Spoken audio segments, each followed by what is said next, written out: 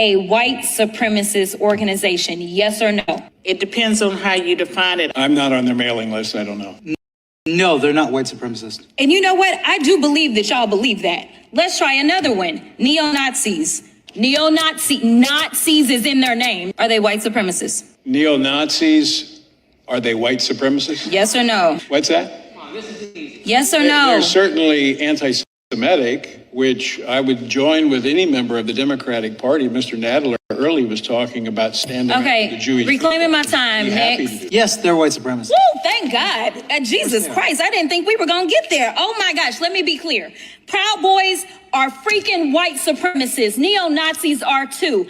And this president, who loves to coddle white supremacists, has decided that they should be given checks. It is clear that neo-Nazis as well as Proud Boys joined in on January 6th. Yet this slush fund that they keep talking about is specifically to give them money. You're telling me that $2 billion in the same country that I'm sure some of y'all would struggle with whether or not the enslavement of black people was good or bad. I'm not even gonna go there and ask y'all the question because y'all struggle with defining that these people were white supremacists. But this country still hasn't thought that reparations made sense for black folk in this country. But at the same time, they've decided that people that are in organizations that are absolutely white supremacy organizations should get our tax dollars because they decided to tear apart or attempt to tear apart our democracy. They are being rewarded. Some of y'all need to read up on your history books, the very same ones that the Republicans have decided that people should not hear about because you don't want real history taught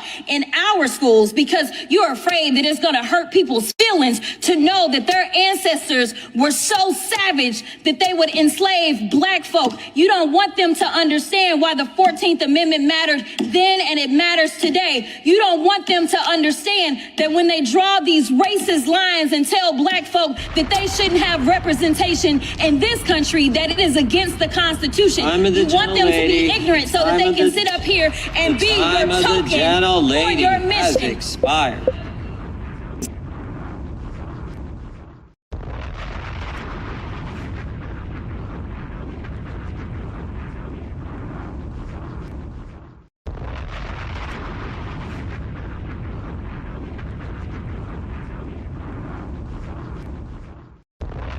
But black people have always known white people better than we even know ourselves. And I'm going to prove to you why this is true in this video. Number one, the reason my words have always triggered white America is because I've done what most white folks are too terrified to do. I simply put the myth down.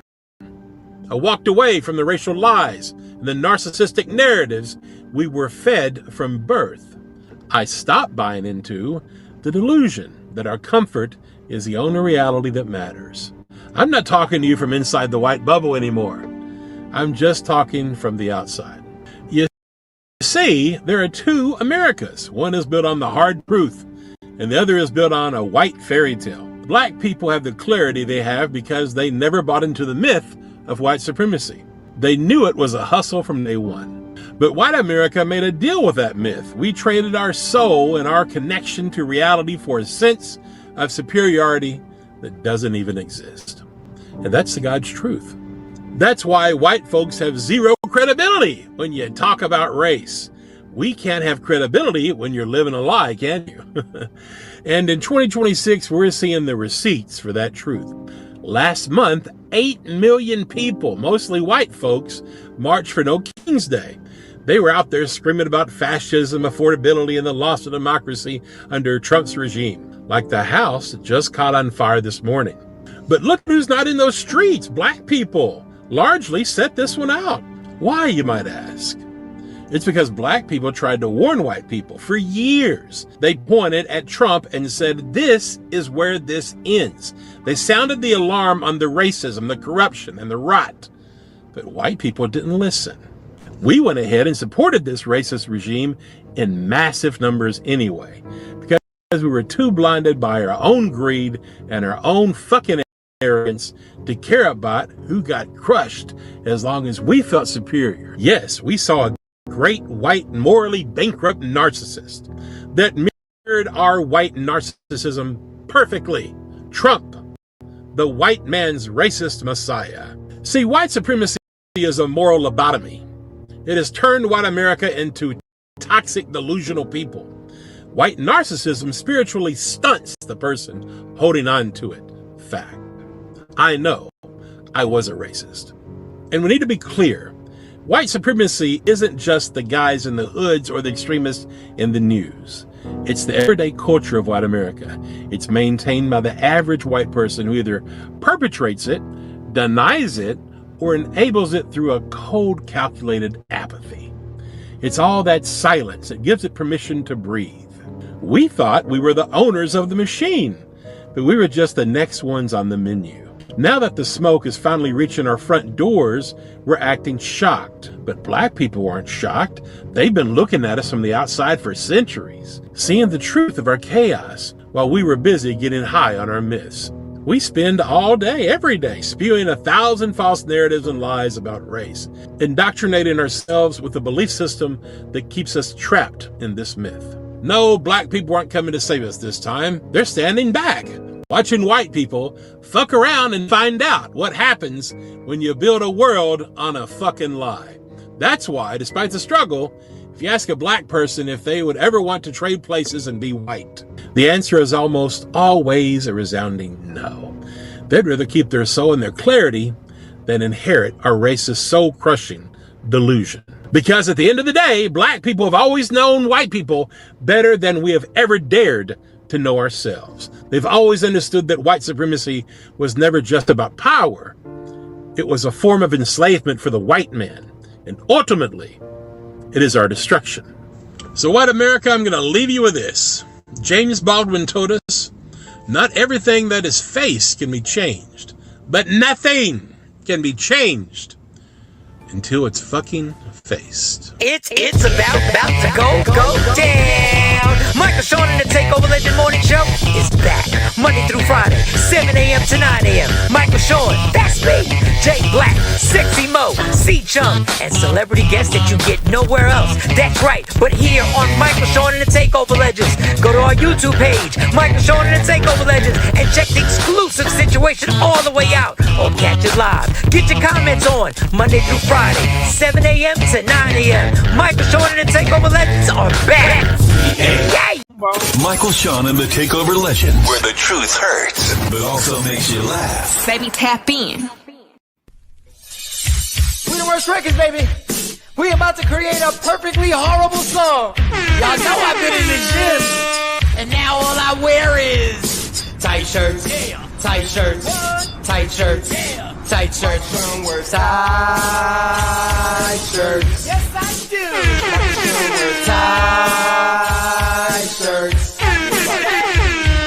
I wear tight shirts because I'm working out some. And if I wear the right size, you won't see none of my little cuts in my arms or whatever. Short sleeve tight shirts in any type of weather. People talking trans when they see me in the street. Your shirt's so tight, we can see your heartbeat. Man, clown me if you want, I'm sticking to my guns. And when the summer comes, it's gonna be fun. You can crack jokes and treat me like a jerk, but one day you'll see my six-pack right through my shirt. And even if I wanted to, I just can't stop. I just might rock an Ezekiel crop top. Whoa. Did I take it too far? What? Yes. Yeah, you took it too far. Good morning, ladies and gentlemen. It is Thursday, May 21st. We are almost at the end of the week. Jay Black is in the building. Uh-oh, she's in the building. Allegedly, Sexy Mo.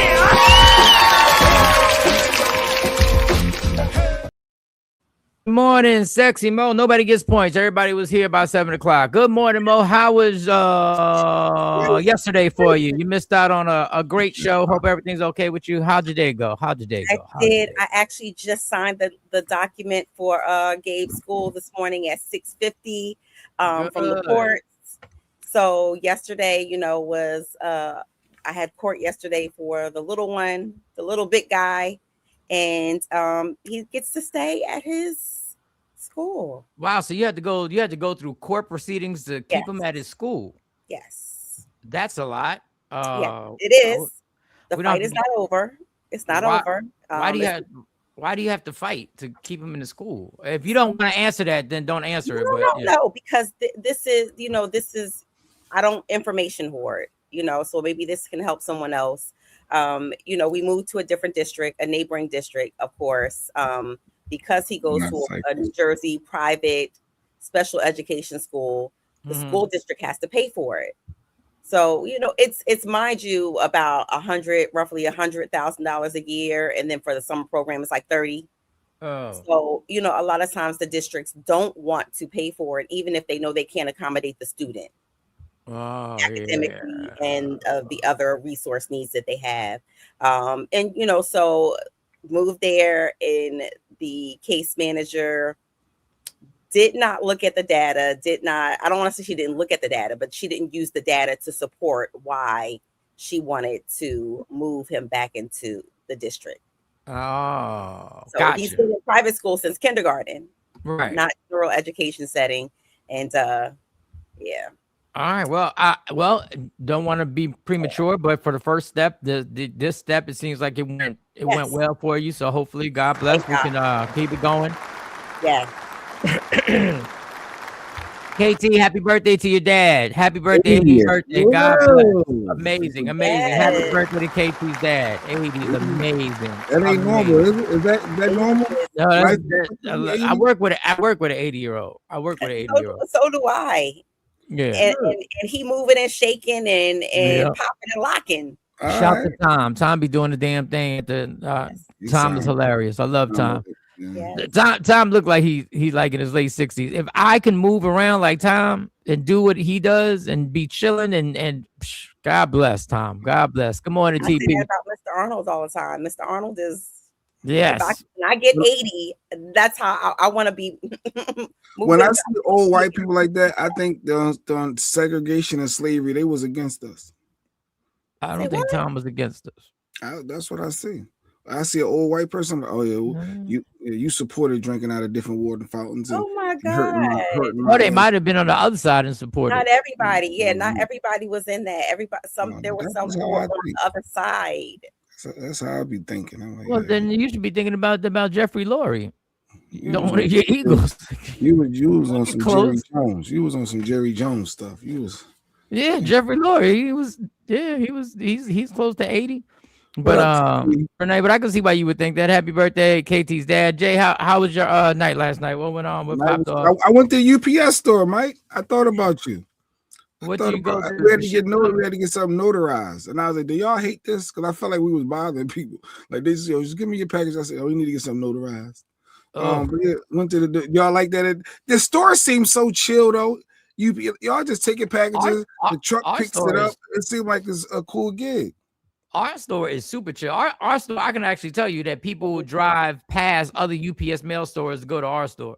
Like they literally will live in towns over and won't go to certain stores. I understand people. I understand why customer service can be hard at the UPS store. It is the same shit every 5 minutes. It's the same dumb questions, which we consider dumb. You may be asking them for the first time, but it's the same questions. Notaries, I don't do notary. They have been begging me to do a notary.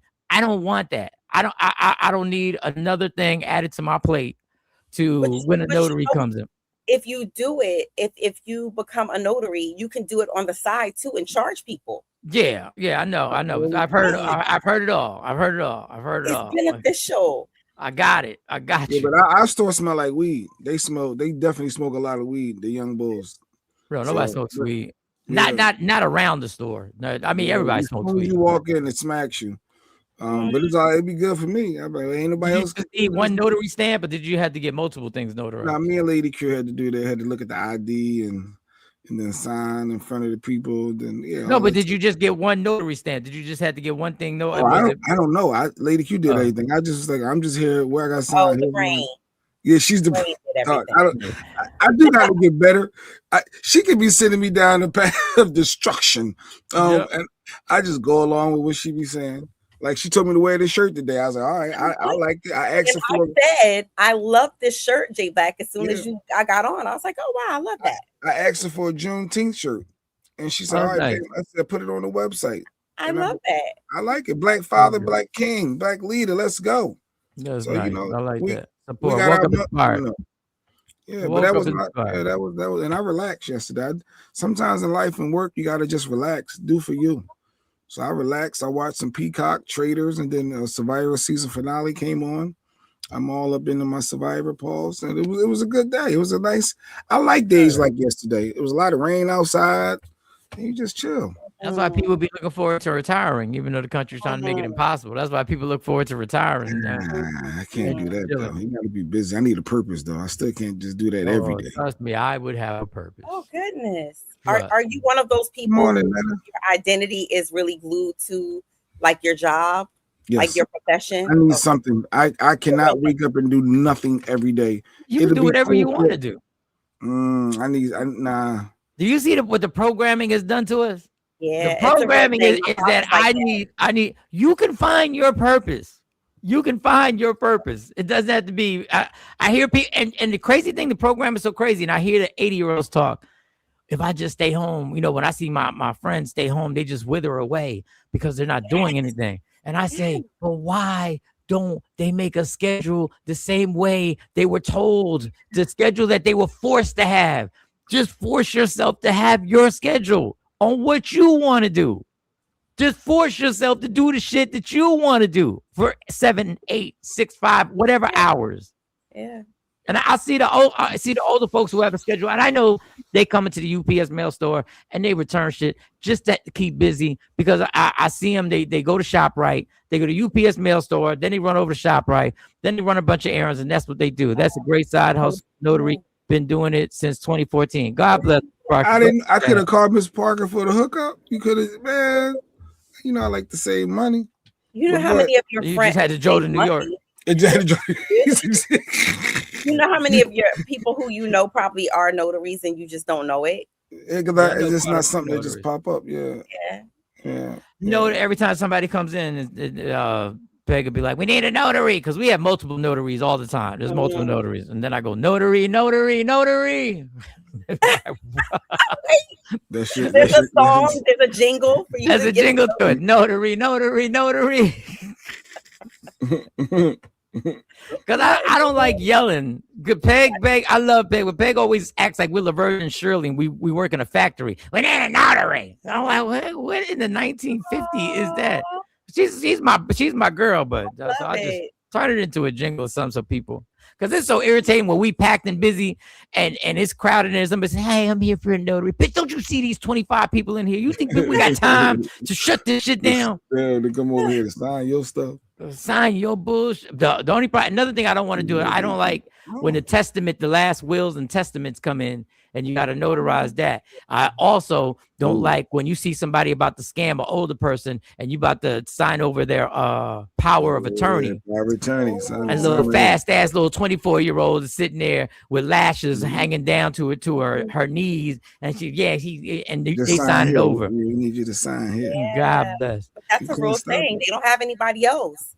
Can you imagine a 24 aloof-year-old being in control of every decision that's going to happen to you if you go to the hospital? Well, my aunt didn't want to be like that. I mean, I feel like y'all should just pull the plug. Facts. Well, damn. Facts. Ask Lamar. Don't wait on nothing, or let's wait to see if she get better. Yep. Whoever got your power of attorney, you better make sure that person has your best interest. Yes. 24 hours a day. Your best interest. 24 fucking hours a day. Well, I played the Jasmine Crockett piece. She went off. I don't know. We got stuff. I got a relationship thing we can do. Kamari, can you send Kamari the link? Because I don't think I sent him the link. I sent Mo the link. I don't think I sent Kamari the link. I do have a question for Kamari if he pops on here. The slush fund is the reparations for the racists is in full effect, and they got it all popping. Here's some fun facts on January 6th, just in case, some people are already trying to justify the slush fund. So here's a gentleman who wanted to give you the information.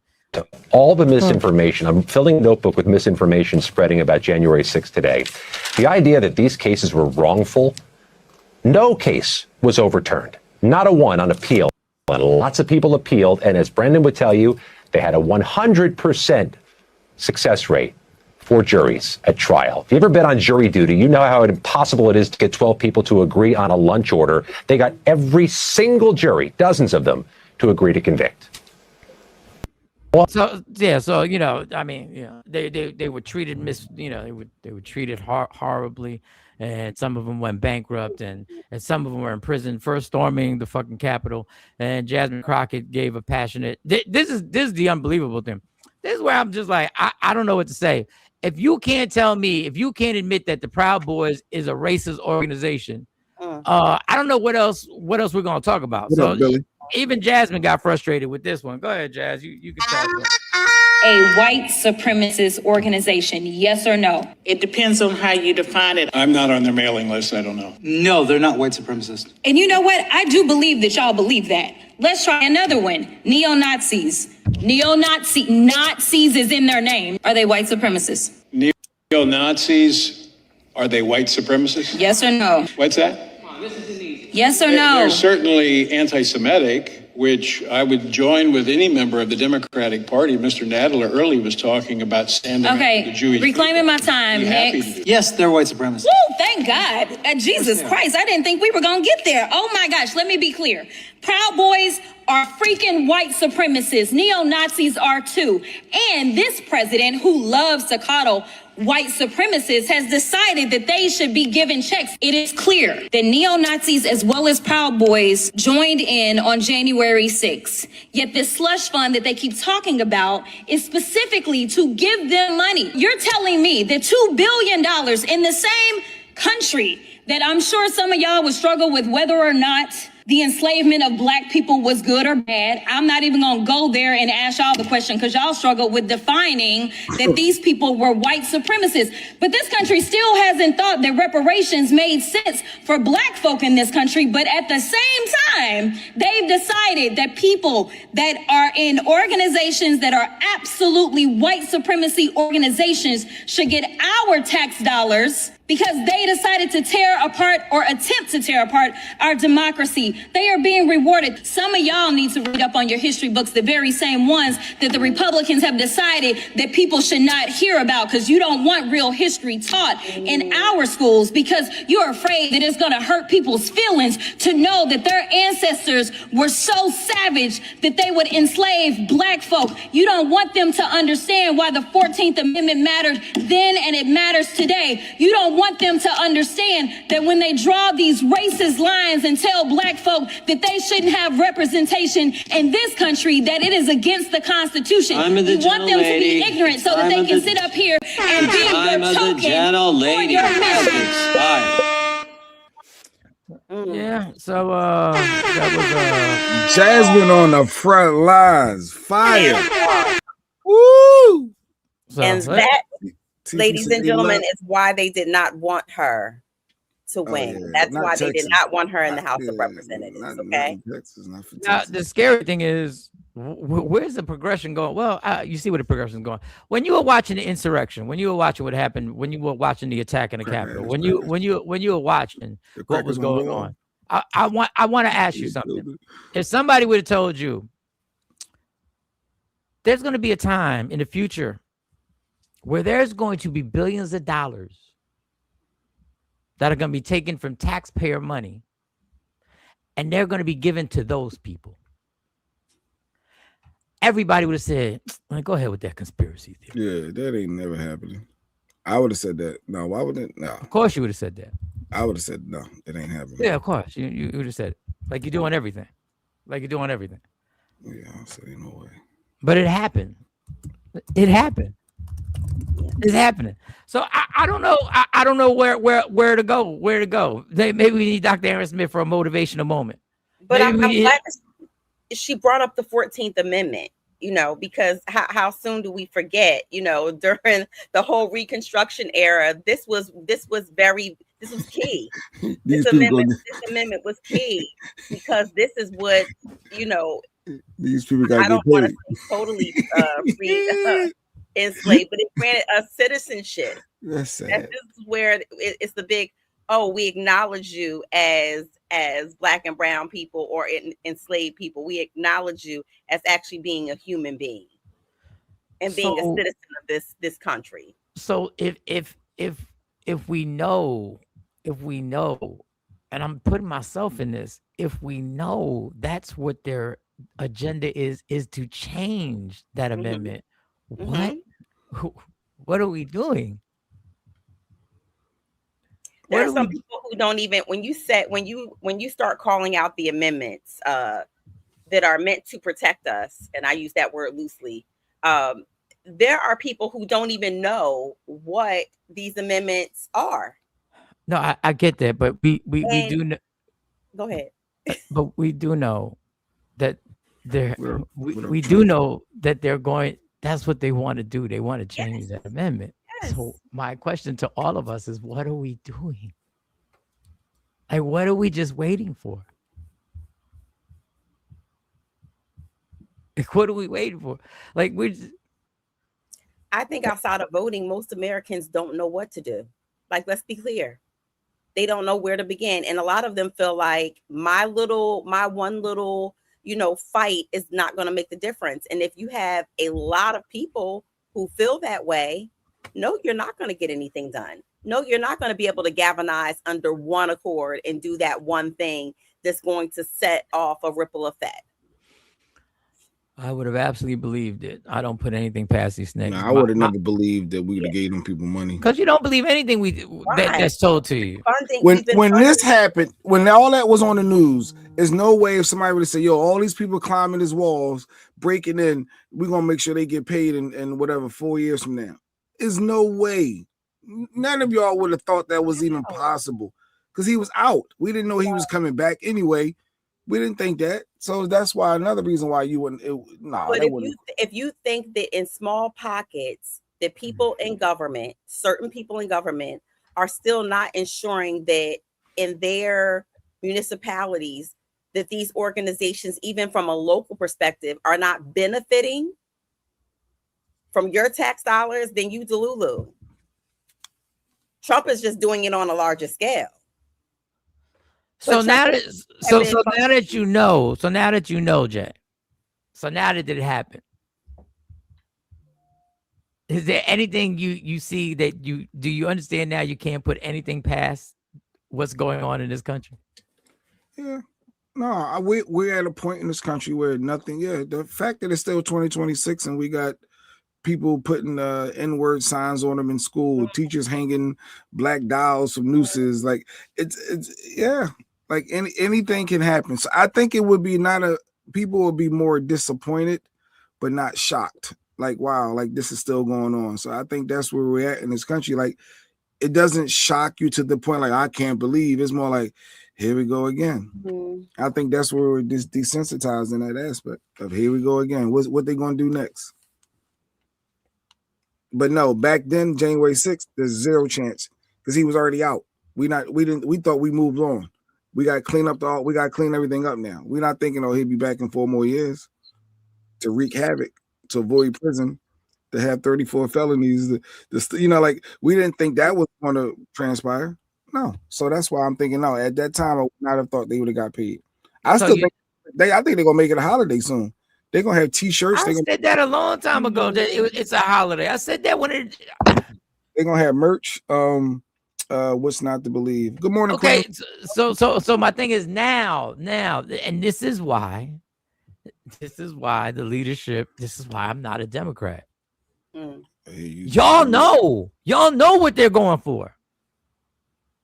Y'all know what they're going to try and do, but y'all don't want to stir the pot either. Y'all don't want to call the arms the American citizens and say, people, they're going to make this happen.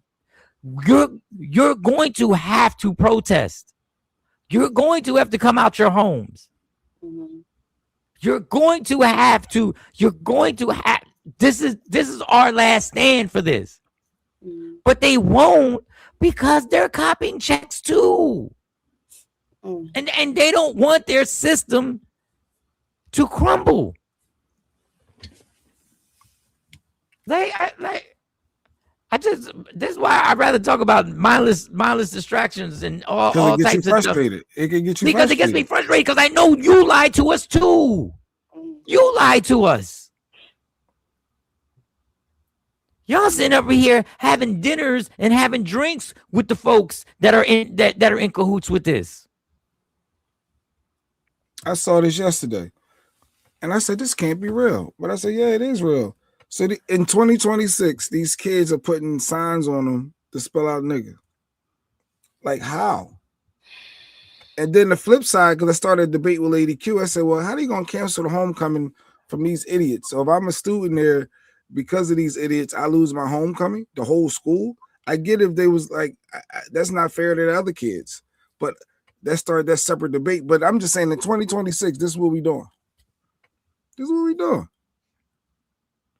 And they think it's cool. But why? Why do they think it's cool? Why do they think there can be no backlash? Why? Why? And we all know why. But yeah, but that just caught my eye yesterday. Yeah. If you want to know why, look at their parents. What's being taught in their household? What's being told it's okay in their household? Didn't get it from school because they barely teach Black history anymore in school, right? They're getting this at home. Yeah, I teach that in school, yeah. And then I scroll again. I see Mike's Neighborhood on the internet. I see this right racist around the corner from me, and they done ran up. The gathering. They found who this guy gathered. is. They got. Wait, let me see. So this guy was 3101. He's right around the corner. Oh wow. So I guess he was.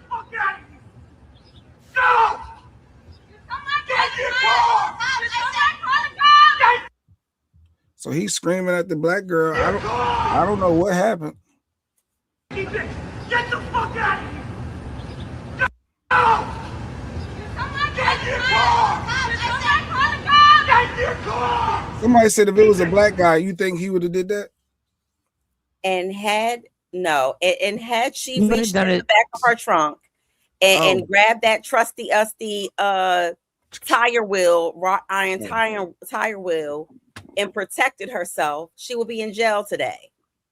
Yeah, that's Stacey Mitchell. Where you at, Auntie? Outside? That's your hood. She's right there. Like people are gathering. I got the videos of people. They're dudes who have already. Now the last time this happened, the guy got drug out and went to jail, and it happened in the same neighborhood. Yeah, I remember that. And they're gathering. Yesterday they started gathering, and let me tell you, white man, it's a holiday weekend. The word is out. I'm just gonna tell you the videos. The word is out. They know where the bull live at. Yeah, 3101. Ryan City Street, 3101. I know exactly where it's at. So I understand it's gonna be predictable. They're gonna be out there. The cops already, and dudes was just like, no, we just, we live around here. We're just walking around. Cars was pulling up yesterday. Be glad it rained. But it's a weekend, son. We got time. Everybody got time. They said that's why I stay strapped. They ain't for it, especially as a black woman. You got to protect yourself. And don't come into the mail store, because I'm saying something to you. I just don't even want to see, because I know I've seen the dude. I know I've seen him. They start breaking out all his windows. They said last time, I remember, that boy had to move. The police said, you can't stay here. No, he went to jail, but he got prosecuted for. He was throwing water bottles. I remember that. They came out. The neighborhood came out. Was not to believe it's been in our faces. And it's still, it's been in our faces. And it's still being in our faces. And he's supposed to be arrested and charged with harassment. The police said they weren't going to arrest him. He would have been better off getting arrested. Yeah, so you're gonna learn. You're gonna be better off being arrested, because everybody's on the look for you. Everybody's on the watch. What did he do for a living? What's his business? Do he work for somebody? BB, stop trying to love them. And I hate to, and then we can move on. I don't hate, but fuck it. This is why we get so mad at the fucking Kevin Hart roast. This is why we get so pissed off. They understood the assignment. Cause you so in cahoots with these white boys, as if but because I get you make money with them. So just fucking come out and say it, dog. They cool with me. We break bread together. Hit it with the Gary Owen. What y'all need to be worried about is how much money he loaned out. What y'all need. No, Gary Owen, and I'm telling you, and I prefaced it before on me bombing and my alcohol at his show, and he was kind enough to pay me. You got a lot of fucking nerve to come out your face and be that confident that you could tell people what black people need to focus on or what needs to be said. You got a lot of fucking nerve, dog, just because you done ran up in a lot of black vagina.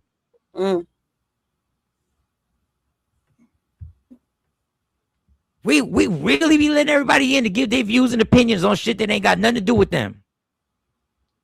And it does have something to do with them, but the part that has to do with them, they on the other side. It's really comfortable out in these streets. Cypher, there's a difference between she wouldn't be in jail, couldn't be in jail, shouldn't be in jail, but would be in jail. Read his comment. What he said? She wouldn't be in jail if she defended herself. He kept advancing and invading her personal space. So she would have been justified if she would have let off. If was the fifth, we all be drunk, right? At the end of the day, things happen, and we see it all the time. Things that you think that would be justified, and then they turn the tables. If something would have happened to that Caucasian man, he was super aggressive. He was towering over her. Let's be clear. If she did let off on him, she would have got arrested. Would have gotten arrested. She would have got arrested. And they said, figure it out in court. Tell it to the judge. She would have got arrested. It would have been we need to investigate more. Let's be clear. If she would have done something and unalived him, she'd be in that jail over there by the library right now. Unfortunate. Sadly. True. So true. And they would have been a trial, and she would have had to prove her innocence, video and all. And this is what kills me. Who the hell was videoing that was so cowardly that you couldn't yell, "Get out of her face"? Get out of her face. That wouldn't have stopped nothing. No. When cowards like that notice that other people are watching, they get cowardly. Oh, they tend to back down a little bit. Because he's a coward. He's got straight pussy written all over him. Yeah. You know who you can get away. Written all over. Any man who would have stepped in and said, "Dog, get out of her face," he wouldn't have wanted any smoke. Any man. He's a typical. He's just a fat fuck who's been making people scared because he's a fat fuck. And once he realizes the person ain't scared, it's over. BP need to wake up and realize. Black people need to wake up and realize who their enemies are. Don't let them in like sinners. Don't let them in. Don't invite them in, people. Nikki, my grandfather. My grandfather used to say it to me all the time, and it stuck throughout the years. That's just crazy, and that's just around the corner. And I know people, dog. He had to have dipped already. He had to find somewhere because them dudes be right across the street at the basketball court. They be right across the street. No, you want to be tough? You got to go to that 7-Eleven. You got to go to that 7-Eleven right there around the corner from you, dog. Holla at me. Come on. I dare you, bitch. Like, yeah, they going to test this hard. It's coming. Yeah.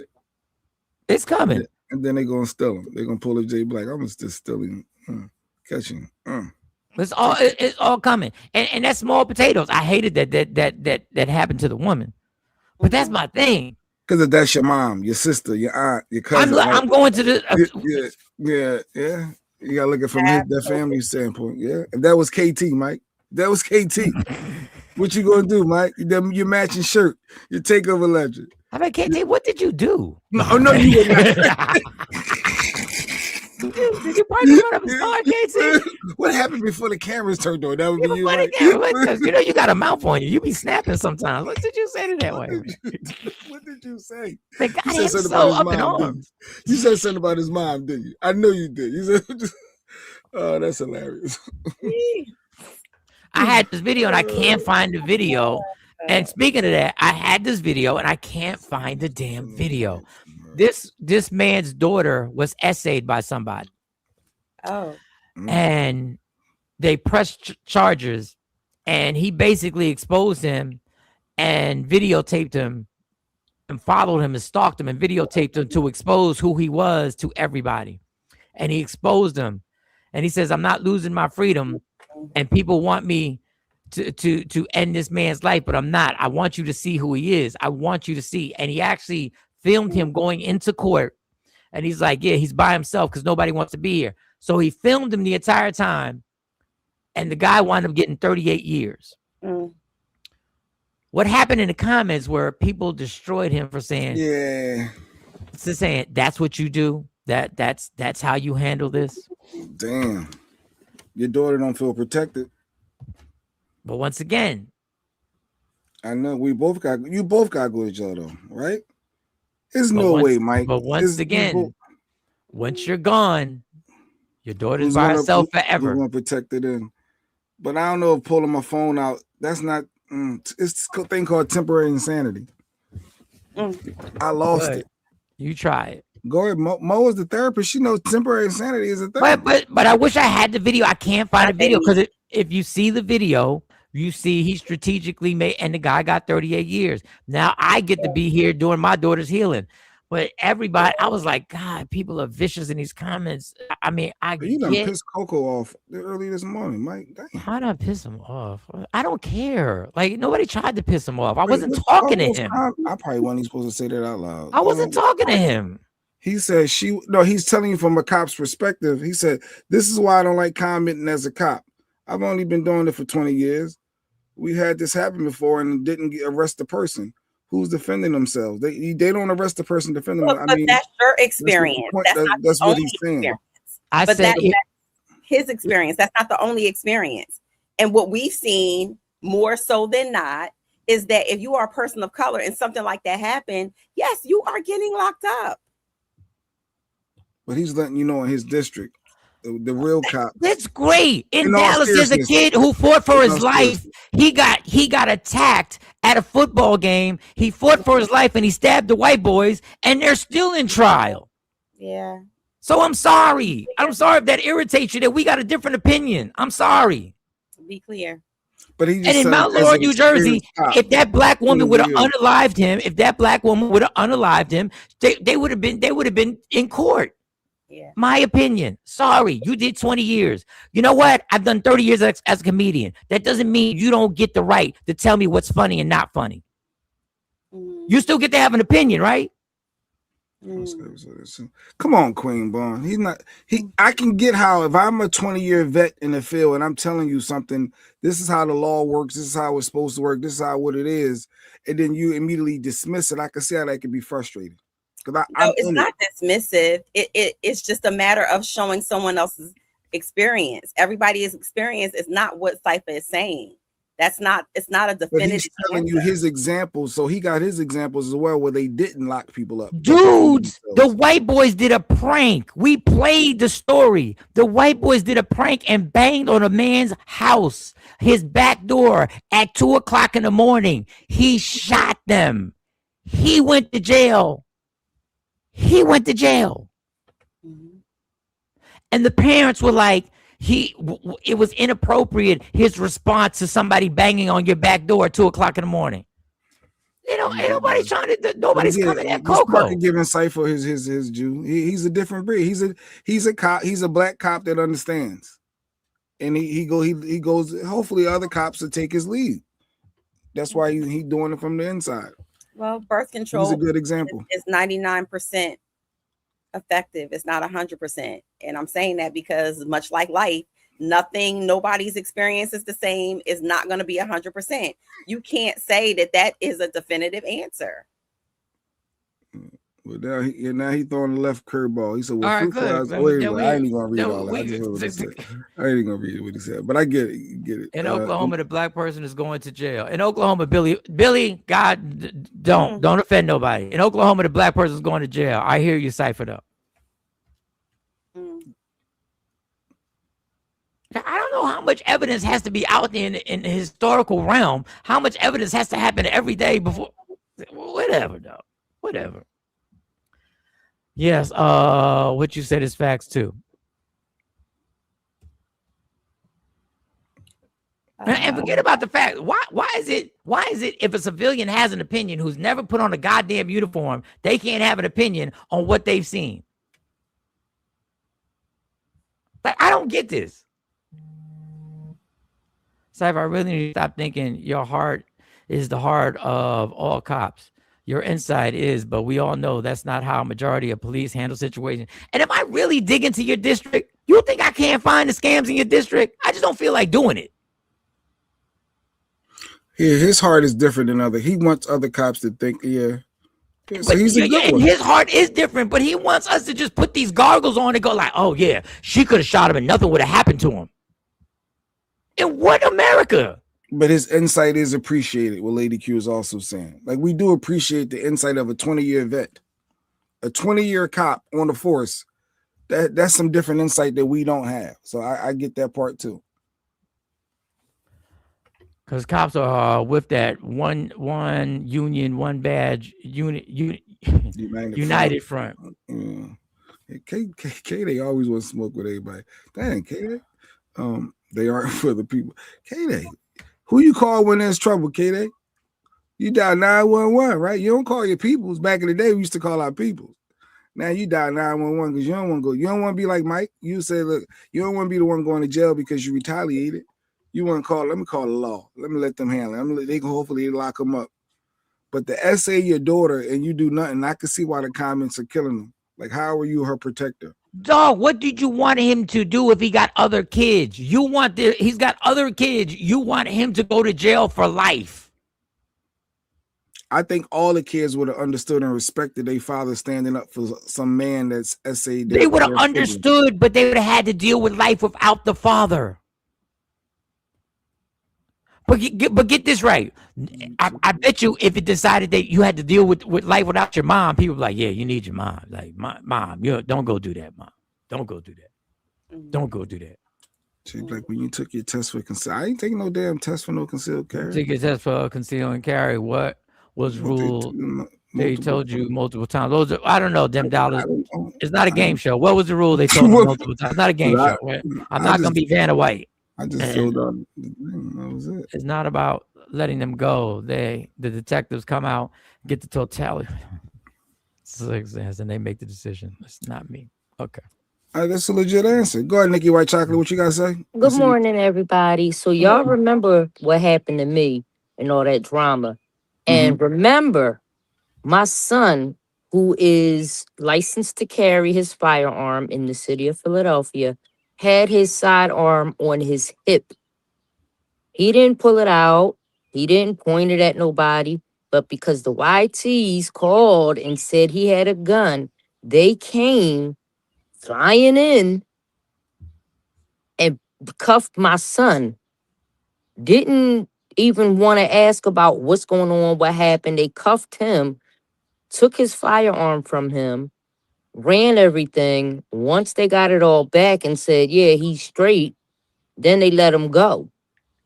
But they never even stopped to think, well, why is this happening? And why did these people call the cops? Well, it's life-threatening, Nikki. If somebody's upset in an argument with a gun on their hip, they want to make sure that that person's not going to act on that. So I kind of get that piece of it.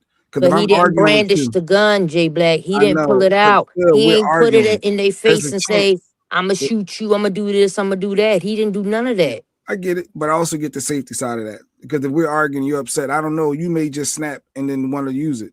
So and how do I know they don't have guns in their house and they was going to shoot at us? But it wasn't seen.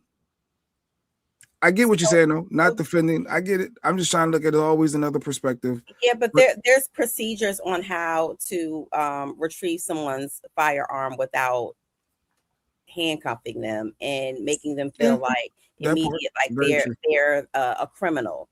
There's a way to ask them for them to surrender their temporarily secure and surrender their firearm. And he was willing to do that. And he, he gave them everything, but they had immediately put him in the cuffs, put him on the fucking curb. The curb. Yeah. The audacity. Was he hollering and barking when he pulled up? No. He was calm, cool, calm, and collected. Yeah, well, yes. I get it. If I'm licensed, I'm licensed. I get it. And that was unnecessary. unnecessary to make me see that and witness that as his mother. Oh, you just trying to get your case money up? You still suing? All right, I get where you going, nigga. All right, You stupid. all right, thank Bye, you. J Lag. Whatever phone she on sound good as hell. I'll tell you that. Crispy, right? Them Dollar said, if you use deadly force, it can only be justified if you are in fear of your life or sexual assault on you or your family. And that's you still them have to Dollar. prove that. You still That's actually them have Dollar. to prove that. He's a black It's not man. always it's not always that cut and dry. He was stereotyped and cuffed because whiteys called him. They could have asked for it. Yeah. I watched the video when it happened, and there was nothing about his energy that gave he was a threat.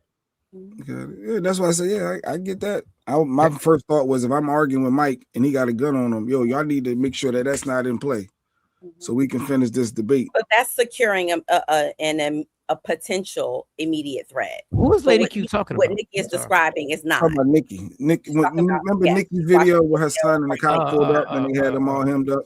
She was arguing with the neighbors and the landlord and all that. The whole neighborhood came out. Yeah. All right. Well, it's prom day, Michael Sean, and Gabe's going to the prom. Oh, Gabe, he's going to the wait at 13. Today. What? Wait, how old is Gabe? How old is Gabe again? Gabriel is 17 years old with facial hair, body hair. He got a shorty? Or he ain't want a family member, right? Say what? Wait, is it a girl? Is he going with a date or is it one of them family members? I go with you, Gabe.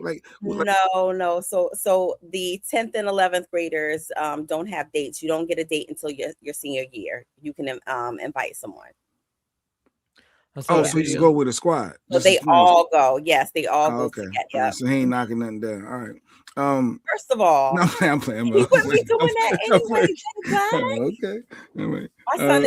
My son is super intelligent and very aware, and he said that he is not ready for those things. He said it's a big responsibility. None of us should have been ready for those things. That's another thing we got programmed to believe. None of us should have been ready for those things. None of us should have been. He said, I'm looking for, he would like to have a girlfriend, like companionship. I was like, well, what would you do with her? He was like, I don't know, go to the movies or, listen to music or, he had a very, very basic, response, but nothing involving inappropriate behavior, Jay Black. Well, that's good. He's going to the prom. So when's the prom? When is it? Tonight. Oh, it's tonight. So you're going to do the whole picture thing and you got the photos. You're doing a limo. You dropping them off? No. So, what? I love his school because there's no promenading, right? Good. So there's no grandstanding. Nobody's coming in limos. It is drop your child off at 7:00. Come pick them up at 11. Nice. Okay. Nikki was working on that money, K-Day.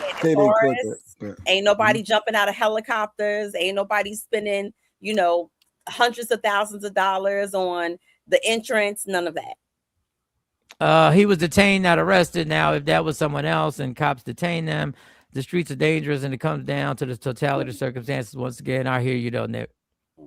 Okay, Gabe, I can't wait to see the fit. All right, well, that's dope. That everybody just goes. What, he got the white lapel? What he doing? What he doing? It's Enchanted Forest. So he chose green, but my aunt just made him a cape to go with his suit last night. A cape in the Mo, don't have him looking crazy. Mo, don't put no cape on that black man. Having him looking a cape. It's not one of those like wedding train capes. Too much. It's doing just too like much. It's like a superhero. It's like one of those superhero capes. It's the Enchanted Forest theme. He wants to see how these cats be dressing to the prom, old man. Not no cape though, Mike. Do you see how these cats be dressing to the prom? Yes, they have them on all the time. Right. Oh, I saw this. They giving this guy prom. This guy proposed, and they said they too young. Did you see this? The 18-year-old prom. He proposed to his date. All right, no, Devontae. You got. But the boy proposed, and they said you too young for this, and people have been killing this guy. What? Is that doing too much though, Mike? At your prime, like proposing to somebody? I have a special announcement to make. You got a special announcement. The whole thing fell apart. Oh, kids in love. I love you so much. Oh shit.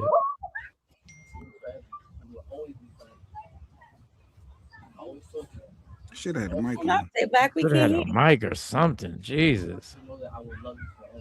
Said I will love you forever. From the bottom of my heart.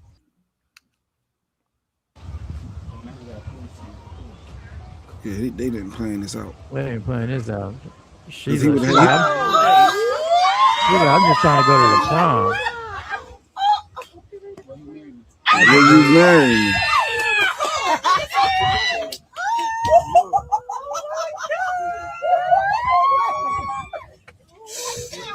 Oh, hop that jump. Is it blowing? What? Oh, that's my cousin.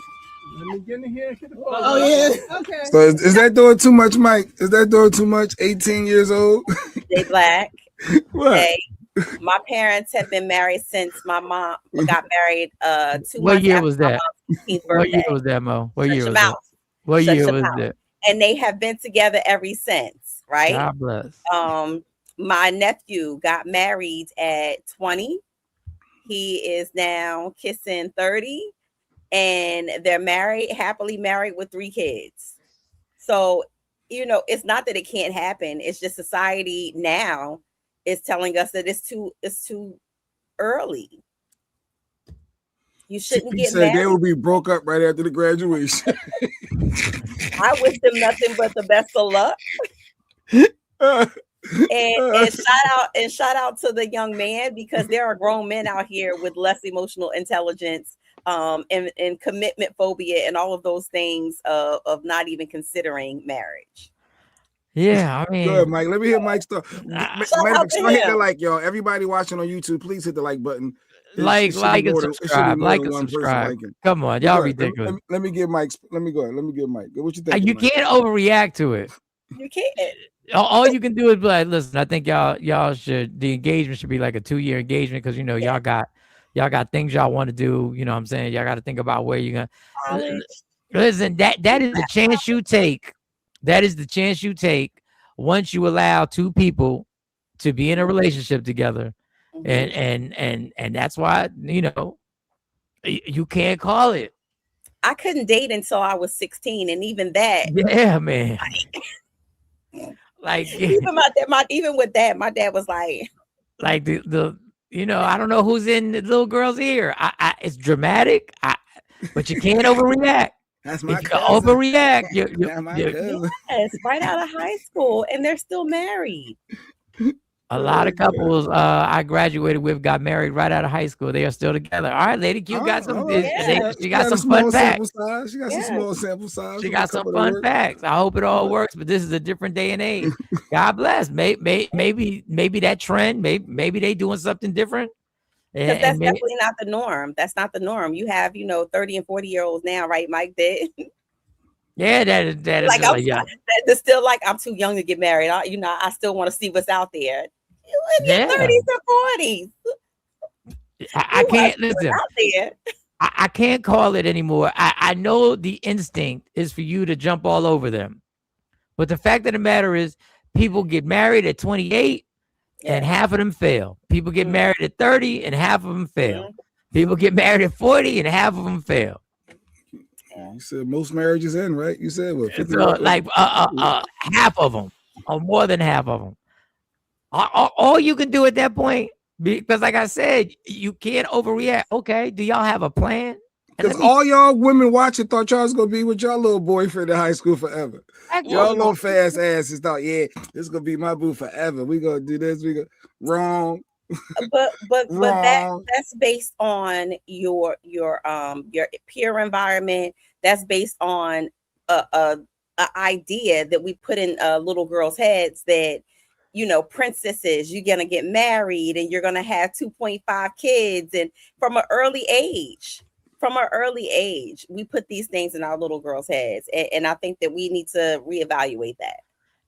And hey, truth be told, I married the girl that I was dating in high school. I did. And we know how that played And out. you know how that, but it wasn't no fault. It was just, yeah, I'm just gonna let you know. If you got like this dude, he's a handsome young man. You know, I hope you know what you're doing, and I hope you know the commitment that you're making. That when you move on, if y'all go to college, if y'all going to college, even if you're going into the workforce, can you withstand that? Separate colleges. Can you withstand that's a lot. You know, because society makes you, society is programmed that the 20s is supposed to be this going out. So when all you're these parties and you at this and this campus, this and I'm in Kentucky, you in New York, that's a lot to deal with. And you're gonna make it through all that. And you just gotta ask the questions. Back, I wish I wasn't tied down in college. Like looking back, I think I missed some critical years by being locked in with one person. I really do. You just want to be you want to soil your Royal Oaks, huh? You just want to be out there. You just want to be out there. I don't want to be. There was a lot of people that liked you. You could have been. Which do you think I would have engaged in? No, it's not that. It's just the experiences that you pass up because of being in a relationship. Oh, held you back. So a relationship held you back. She got dick dash. That's what she wanted, Mike. She wanted to be free. I think that you pass up. I mean, it's experiences, right, Mike? Like you would have been exposed to that you know, because you're in a relationship and your focus is different. You're not even open to some of the experiences that you could have had that could have been key into how, you know, the trajectory of your life was. Listen, so, yeah. I had to get into an argument with my girlfriend at the time to go to the Greek in Philly. I had to literally get into an argument. She had to get into an argument with me to go to the Penn Relays. Why? Why? Because at a young age, this is why I say you should not be allowed to call somebody your woman when you are 16 years old. You should not be allowed to be like, that's my girl. No, it's not. Do you hear the ownership in that, though? We start that so young. Do you hear the ownership of that's my man? That's my man. It's not your man. I got on his not your girl. He gave me his sweater. I'm wearing this sweater to school tomorrow. That's my man. That was the big thing. Like he gave me his football jacket. I got his varsity jacket on and I'm wearing it around school like a badge of honor. I married young while in the military, getting my degree and having a baby. It all depends on your mental. It all depends on them. Everybody's different. And your environment, because the military, that culture. Yes, most people who are in the military do get married young. So if it said 25, you should wait till at least you're 25. He just figured 25 was a good age. You had to go through some things in life. By 25, you went through a couple things. So he said it should be an age limit. If you're lucky, by 25, you've seen and gone through. You should have been through some stuff. Yeah, by 25. You ain't been through shit. At 25, no. If you think about 25, you've been through some stuff. Because by then you ain't been through shit. I was partying. I have laughed. By 25, what I've done is a lot of laughing, a lot of hanging out, a lot of comedy shows. And I still wasn't set. And once again, it's personal. And I still wasn't set to be coming home to somebody at 7 o'clock at night or directly after the comedy show.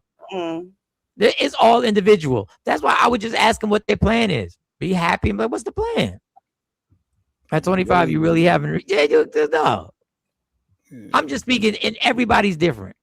Everybody's maturity level is different. Well, Ms. Clark, I don't know about you, Mo, but I dated my husband in college all 4 years, and I ain't miss out on nothing. But the thing is, the key that means she cheated. Her situation, no, the key thing to her situation is it resulted in marriage. Knocking them down. So I'm saying that my engagement during college, for me and my experience, I wish I would not have done that because it wasn't the right thing for me to do. 18 is way too young. Yeah. Anybody watching the show with your husband or boyfriend since 18 years old?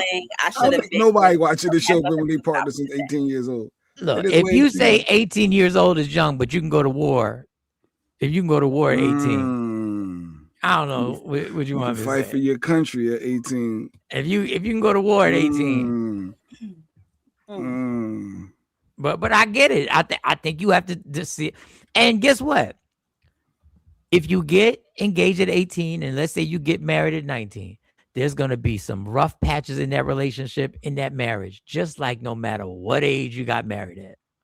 It's gonna, so y'all gonna have to decide. Y'all gonna have to figure out, and you're gonna figure it out on your own. If you're willing to forgive, if you're willing to deal with the changes of a person that's gonna change from the age of 18 to 24 to 25, there's gonna be some changes.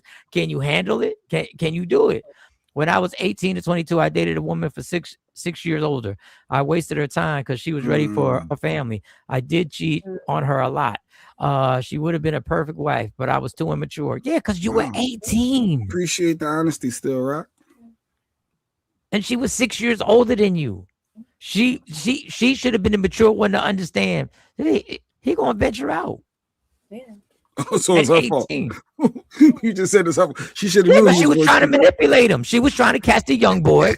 She was trying to catch the young boy, and she was trying to mold the young boy like clay and trying to mold him up. And then the young boy was like, "Wait a second, I see this attention I'm getting. I ain't never got before. Wait a second. You don't even know if you what you got at 18. Mm-hmm. You don't even know what your personality is hidden for. Then all of a sudden you realize this window opens up and you're like, wait a second, y'all like me? Mm. And now at 18, you're supposed to be like, yeah, I'm gonna turn this down. But they can still go to war, same ish, different day. Yeah, that's a lot. I don't know if you're ready for that, and if you're gonna get married at 18, let's see if you can do these things. Let's see if you're able to understand as couples. Couples say these are things you shouldn't say in a relationship. Here's the lies detected. Things you shouldn't say in a relationship from these folks. I don't know. Get ready, Stop Lady a Q. fight from escalating. Other than I'm out of this room. I know it wasn't your intention, but when you come in softly, a gentle startup. Okay, a gentle startup to that. So I know it wasn't your intention, but, and then launch in from there. Okay, I'll ask you another one. What is one phrase couples should stop using? You always or you never? Always and never.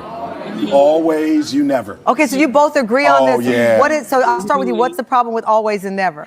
When you talk about something specific, you're talking about the event and the issue itself. When you talk about always and never, now you're commenting on their character and who they are as a person. And it's so easy to correct. It's hard to connect. Couples are stuck in trying to correct each other versus trying to connect with each other. Wow. Because that wasn't going on when they were dating. They're married now. All right, yeah, those are the things you should never say. You always or you never. Yes. And that is so key, because what it does is it diminishes everything else that the person has done that was good. And it does, it does play on the, well, dang, I can't get nothing right. So you mean I never was there? No, you focus in on, oh, you mean I never was there for you? When you tell somebody you're never there for me, or you never, so I never did that. And then they start to reflect, like, remember when I was there when you needed this? Remember when I was, and then it turns into a whole nother argument. So yes, that word can bring about a lot of resentment. That those one little words. Watch it, ladies. I just have a question, therapist. I have a question, therapist. What if I say you never, and it's actually true, you never? What if what if I say it's a fact, you never apologized? But if it's true. Yeah, that's what I'm asking. That's what I'm saying. If it's true, then that's okay for you to say you never, because not in that moment. You're talking in facts. You're talking in absolute. But when you're speaking from an emotional place because you're upset about this one incident, and you say, but you never, you never send me flowers, but yet you sent her flowers when y'all first started dating. See, right? So you can't say never. So don't say never. Just say, you know what? You stop sending me flowers. You always.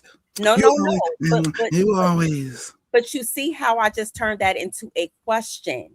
So that opens up healthy conversation and dialogue between you two, instead of accusing you and trying to course correct what you're not doing. I hate the you always. I don't get the never part a lot. You never. I get the you always. You always. And let me preface it with this to the person who's saying it to you, Jay Black. It could really feel like that you always do that. Feel like an attack. You always. But maybe it's a consistent behavioral pattern that you have that triggers the person to say, you always yelling. You always gotta be right. Well, then you have to self-reflect and say, well, do I always have to be right? Or do I give that perception that I always have to be right? Do I always yell? Jay Black always has to be right. Upset? Jay Black I don't always like has do you always get on But my you nerves. always have to be right. And you I can't tell don't. somebody you I don't always always getting on my gotta nerves be because Jay Black. I just want my point to be heard. My points are valid. Said. Lady Q said, I but just what? want to be heard. What if I'm trying to speak on one's character? If one never does something, it's a character flaw. How do you bring it up? Then that's the appropriate time to say that, because really that's what the other panelist was trying to convey. That is an attack on someone's character. So if it's the truth, then you're bringing that to the light. There's a difference. Now, if a person doesn't always act like that, doesn't always feel like, it doesn't always portray that they got to be right, has apologized in the past about something. Jay Black, we know that you have a Jeanette hit on this. This used to be an issue for Lady Q and got on my nerve. You always don't ever clear it. When you use the microwave, if you can't just open it up and get yourself close, you got to clear it. You always don't ever clear it back. So I've been very mindful when I use the microwave. Mike, you got to hit it clear to put it back to the clock. It has to be everything reset. You cannot just leave it on. All right, you can't leave it on 4 seconds because you took it out soon. That's absolutely not being shown because you got your item out 4 seconds early and you left it at 4 seconds. But Jay Black, that is something that you're actually doing all the time. You just said I have to make a cognitive effort. And I haven't done it since because I don't want to hear her say, clean. You just left it. You too lazy to hit the button. And like what? Ms. Clark said, really? Have they never apologized, or have they never apologized to you? Well, duh. They've never apologized to me. I wouldn't give a fuck if they haven't apologized to others. You always laugh at You're always laughing at Michael Sean jokes, and you never laugh at mine. But you don't laugh at all my jokes. Half the time they don't. Those are real things. And I try to tell people all the time that, when you're talking to someone and you're like, this is so frivolous, but it's real for them. You might think glass one day. Apologize all the time. This ain't but they may like really yours, Billy. Whatever you say to them is not an apology. They may not look at it as an apology. So yes, they may say, Jay Black, you never apologize when you're wrong. Flowers are a waste of money, even if your wife loves them. Yes, TP. That's what I always say. Flowers are going to die in 3 days.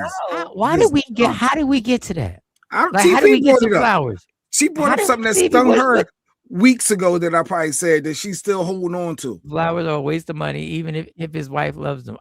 Okay. Jay Black says that. So, but you do understand. I used to. She's saying I'm lying. I don't heat the food no more because you do it now. But I used to complain about the microwave. That's why I like. If you want to help me get the food, I'd rather let you do it. Hey, you feel like helping me? You feel like Kamari's in the green room, by the way. Kamari's ready. Bring Kamari up.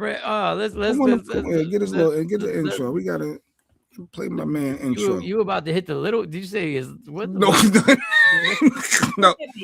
What the hell? It's Thursday time to get your finances together with the Finance Rebel. Let's go. Ain't no stopping us. Ain't no stopping us. The man, the myth, the legend is in the building. Good morning, Kamari. I know I'm being set up. I can feel it already. No, you're not being set up. Kamari, we just played a clip and they said the things you should never say in a relationship. Let me read Still Rock first. My wife is so passionate about phrases and wording. The first several years of our marriage, it was frustrating, especially as someone that isn't a great conversationalist. Oh, okay. Well, yeah, that could be irritating. Here's some things. Say to that person. It's so easy. I'm not great at this, but I'm willing to try for you. I'm not great at this. That's being vulnerable. Because Kamari's been married for like 35 years. And here's some things, Kamari. Let me see if you agree. Go ahead. Kamari's the Huxtables, not the Cosby. He's the Huxtables. Yeah, he's the Huxtables right there. Here you go. Stop fight from escalating. Other than I'm out of this room. I know it wasn't your intention, but when you come in softly, a gentle startup. Okay, a gentle startup to that. So I know it wasn't your intention, and then launch in from there. Okay, I'll ask you another one. What is one phrase couples should stop using? You always or you never? Always and never. You always, you never. Okay, so you both agree on this. Yeah. So I'll start with you. What's the problem with always and never?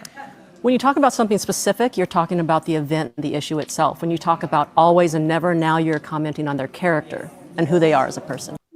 All right, Kamari.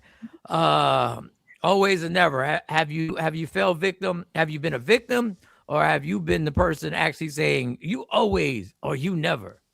Probably both. I've been Like a what? victim and I've done it. What example? Is your mic low today? Why is your mic low today? Normally you come in, you know, boom. Okay, there you go.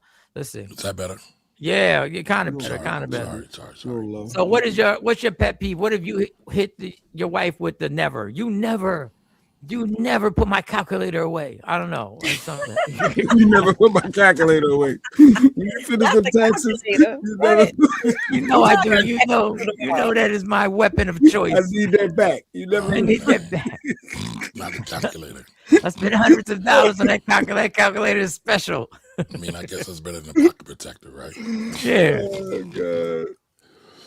I don't know. That's a hard one. But I know I've been guilty of doing that. And it's bad.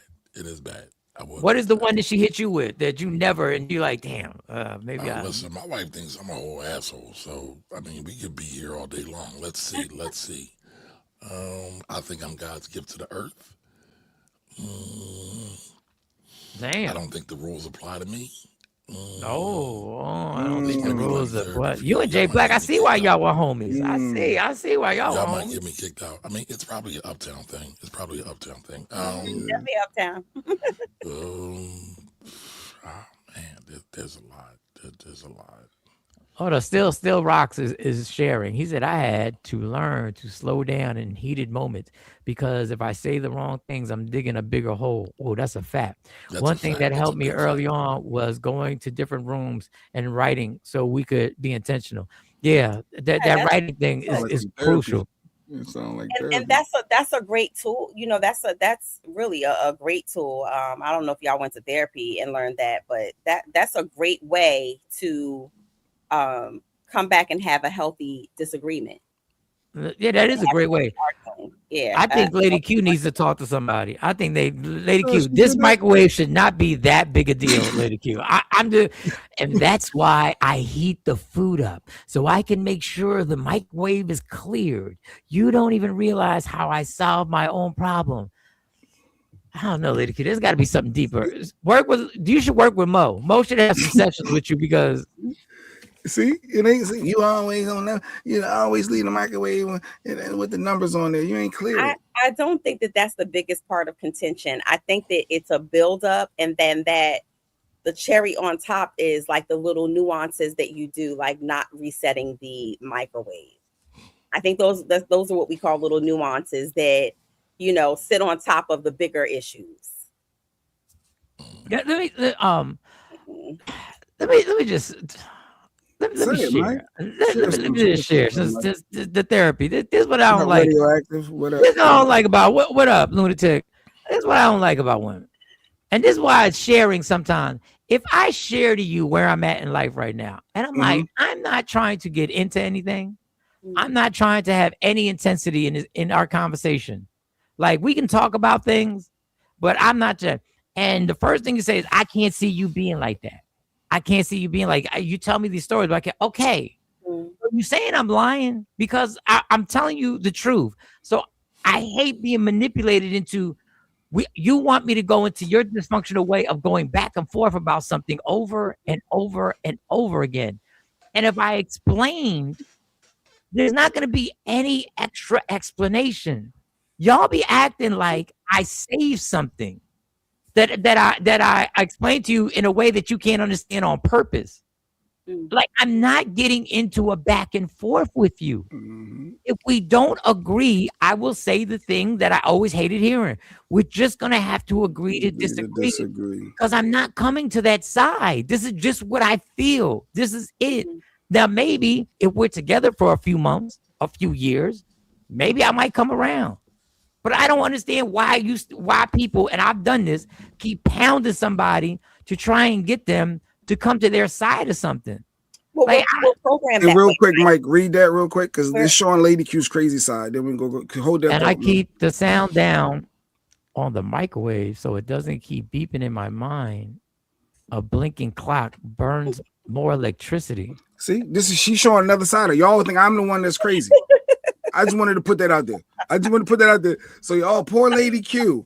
Lady Q, blink twice if you need help. I don't know how she deal with Jay Black. Lady Q? Yeah. Like, Lady Q, it's time to talk to somebody, Lady Q. It's time to talk to somebody, Lady Q. Lady Q. Thank you. I just wanted to get that out there on record. You said, no, put that comment back up there. Because what is it? Crazy be what crazy is, or something? I keep the sound down on the mic. First of all, I don't even believe that you can keep the sound down on the microwave. How does that happen? Keep the sound down on the microwave so it doesn't keep beeping.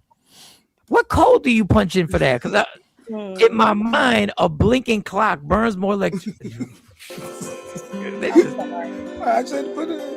So feel sorry for me, people. Oh, Jay Black, I don't know how you deal with Lady Q. Yeah, where that at? But go ahead, Mo. All right. And I don't like manipulation. I don't like when y'all try and manipulate something. Just because I haven't said nothing doesn't mean I'm stupid. I get where you're going with this. I don't like being manipulated where somehow or another every conversation turns out to be about your fucking feelings. No matter how much you preface it, no matter how much you try and put these layers of trying to make it look like it's not just about your feelings. Every time we have a conversation, it comes right back to how the fuck you feel. And just because the other person is mature enough to be like, everybody ain't perfect. Like I get you got your things, but it always comes, it could be anything. You could give me a compliment. You can give me a compliment, and sometimes, somehow or another, you twist that shit and go down 2 blocks, make a left, and go down another block, make a right, and then you make a U-turn. Then all of a sudden, we went back to some shit that bothers you. Yep. And y'all keep doing it, and y'all keep poking the bear about what bothers you, about what bothers you, about what bothers you, about what bothers you, till you get to 2005, Michael Sean, and I say, I don't give a fuck if it bothers you. Wait, I don't get the thing that y'all think y'all tricking somebody, that it all comes back to your narcissistic ways on how this world has to revolve about everything that you feel. But you just hit a key thing. You described a person that has narcissistic characteristics, because I'm not going to say that every person is a narcissist, but you can have characteristics of a narcissist. And so what you're describing is a very selfish, self-absorbed type of person, right? When you talk about that, it circles back to them and them expressing how their disdain for something that they don't like that you do, or they don't like about you. Like it could be, oh, I get it, I respect your feelings from you, but then they turn back around and it's always coming back to, and another thing. Or since we on this topic, I've been meaning to talk to you about this. It could be very exhausting. It could be very exhausting. Can't some of these things happen when you don't resolve issues, when you just let them linger? Yes. You don't address them. Yes. And that goes back to what we were talking about before about the unhealthy thing in relationships, where it's unhealthy communication. If you hold on to things and not address them when they are small or not really a mountain hole, or they're not a big problem, but it's something that you want to address, because everything is not an argument, right? Not all the time, but there might be something. But here's a prime example. One that you need to address, and that's why I forgot what I needed to say to you earlier, J. Black. Here you go, Mo, right here. So I highlighted her thing. Now go ahead, Mike. Now look what she's doing. It's nothing I can say can stop you catching the attitude, because I said your hands aren't broke. Now, what did she just do there? I didn't get that. No, but she's switching the narrative. Yeah, she wants because she sounded crazy a second ago, so now she got to come back and be like, wait a second, she sounded cuckoo for Cocoa Puffs. Not too much on my girl, lady. Not too much on her. Well, why can't we stay in the moment, stay on topic? Just like Lunatic was just saying, his girlfriend always do that. She'll change the narrative up and switch. It doesn't stay on top. Let's stay on topic. So we weren't talking about me. But that's what part of that is, because she wants to talk to you. She probably wants to talk to you anyway, and she's finding the wrong time to bring up these things. No, I'm saying, go ahead, Mo. Go finish your thoughts, and then I want to read Lunatics.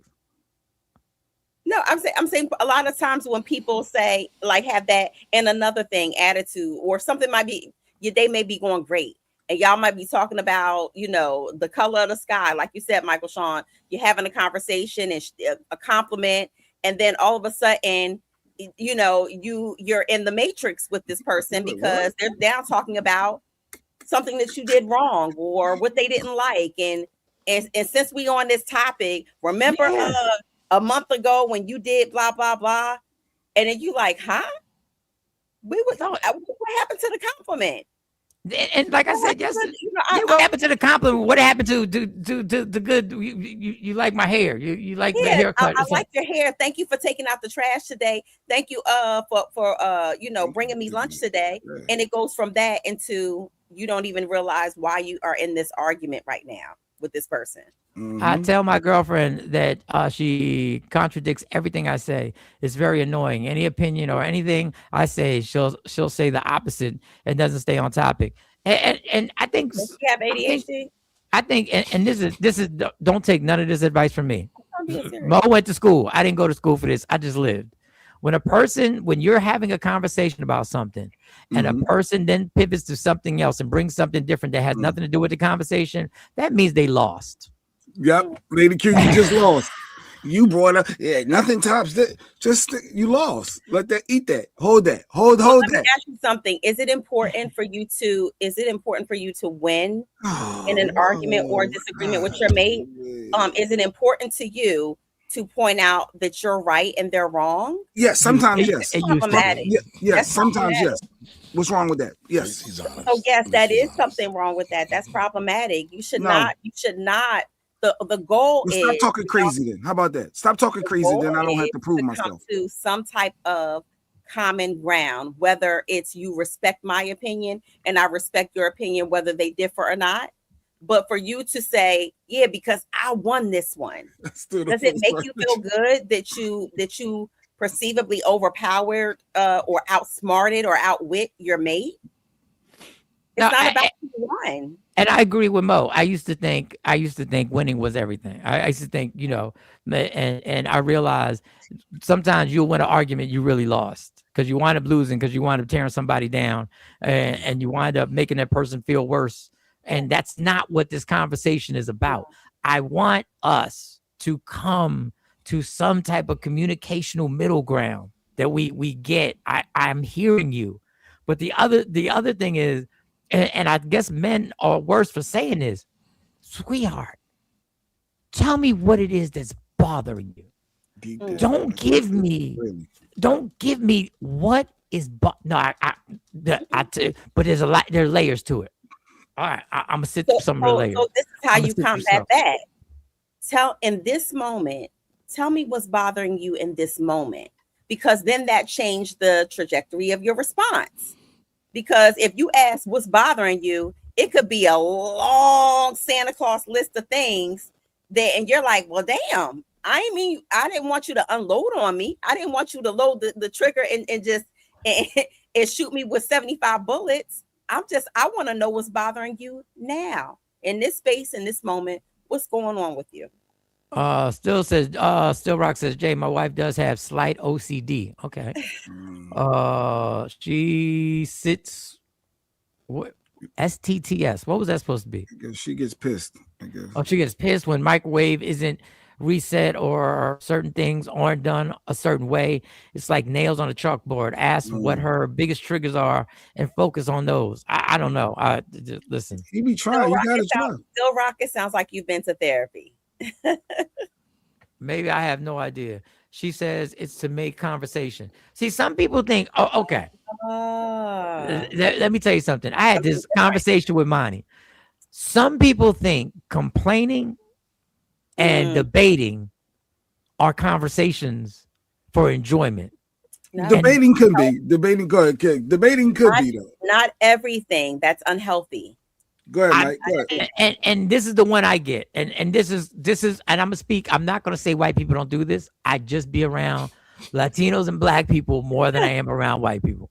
Just be. Have you not seen Trump? Exactly.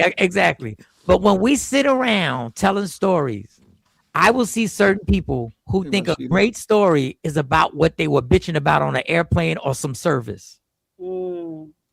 Complaining seems to be a great story for people.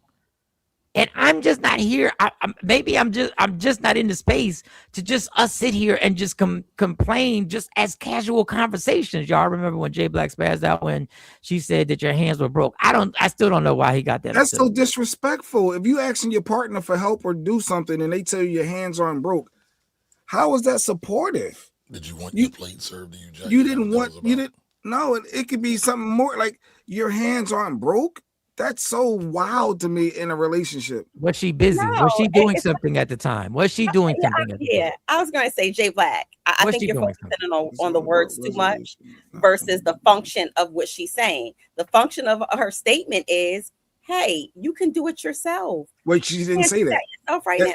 That wasn't said. The function it wasn't of that saying, statement. hey, I'm doing validating Jay Black's feelings. You correct. You just go, the wording is everything, Mo. You're a therapist. You know wording is everything. So there's another way you can say your hands aren't broken that's not going to be taken and perceived as a negative. So then you need to have that conversation with her. But you can't tell me how to speak. You can't tell me how to But Jay, did she have something in her hand? Was she doing two things when you asked her? Like, you also got to start, you got to preface your timing. Like, if you see me taking out the trash and you see me also got a box in my hand and you see me with my cell phone like this saying, yo, I'm going to call you back, and you say, hey, can you go grab that pop for me? I'm going to be like, your hands ain't broke? Or your hands broken? Oh, Mike, I'll be okay. I'm going to walk next to you the whole time on Sunday. Can't wait. Oh, Sunday, I got to work Sunday. With the legends. Oh, you ain't walking? Yeah, if y'all want to walk at 8 o'clock in the morning, because I got to work on Sunday. Like in the middle of a movie or a game, I like to keep conversation short. And that's important. So when you know that your mate is in a hear me out. It's important because sometimes people are oblivious to when they start a serious conversation with you. Yes. So no, you're not going to be seen or heard if I'm in the middle of doing something I enjoy or my downtime. Thank you, Mo. Important conversation. That goes both ways. Are they oblivious or are they selfish? Important conversation. Are they selfish for bringing it up? It's very selfish for you to bring something up in a time where you know that somebody this person's focused on the game, focused on the Survivor Challenge, and you start talking to them. You're not listening to me. I was watching TV because they're predisposed. And so that's another thing that we have to be mindful of, that everything is not meant for us to, if we're on our way to a wedding and you're like, now's a good time to unload on you. No, there's a time and place for everything to have healthy conversation, especially if you want to have a successful outcome at the end of the conversation.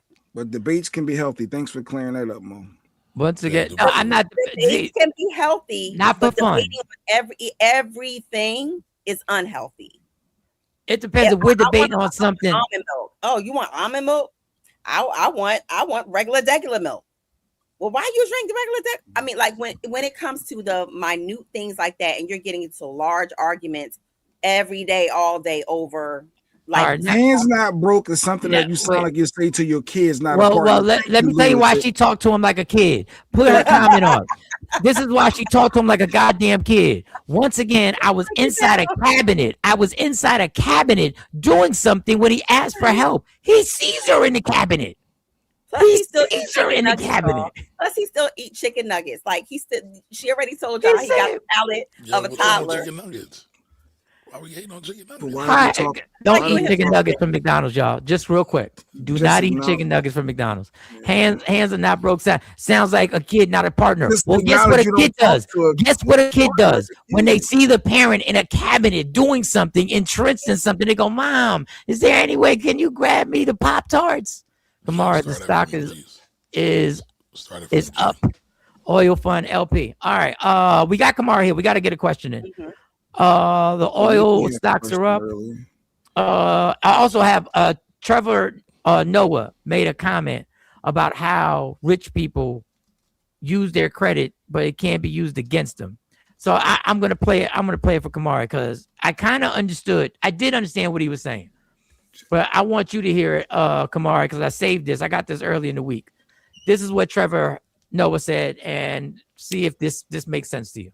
On the shares that they hold in a company because it is an unrealized gain, right? So they go like, yeah, you're worth 300 billion, but we can't tax you on those stocks because you haven't sold the shares, so you don't like have the money, right? But you're worth the money, but you don't have the money. And I understand the argument. They go like, no, you don't have it. It's just what it's worth, because it could also crash, and then you have nothing, so we can't tax you on it. Then I'm like, okay, I understand. So you can't tax the people on a thing because they don't have it. It's just there. Okay, fine. Then Elon Musk offers to buy Twitter, all right? He offers to buy it. And then he says in his offer, he goes, I'm putting up my Tesla stock as collateral. Then I'm like, so you do have it? Then he's like, no, I don't have it. I'm just going to say as collateral. So then they accept the offer. He now buys Twitter. Now that they've accepted his offer, he now goes to private equity and banks and like other rich people and whatever. He goes like, can you guys borrow me the money to buy Twitter? And then he's like, I want to buy Twitter because I don't want to sell any of my Tesla shares. So I want to use your money to buy Twitter. And then it's like, but then they're like, what are we loaning it against? And he's like, well, my Tesla shares. Then I'm going like, wait. So you can buy a thing based on what you have. Yes. But when we want to tax you, you can say, I don't have it.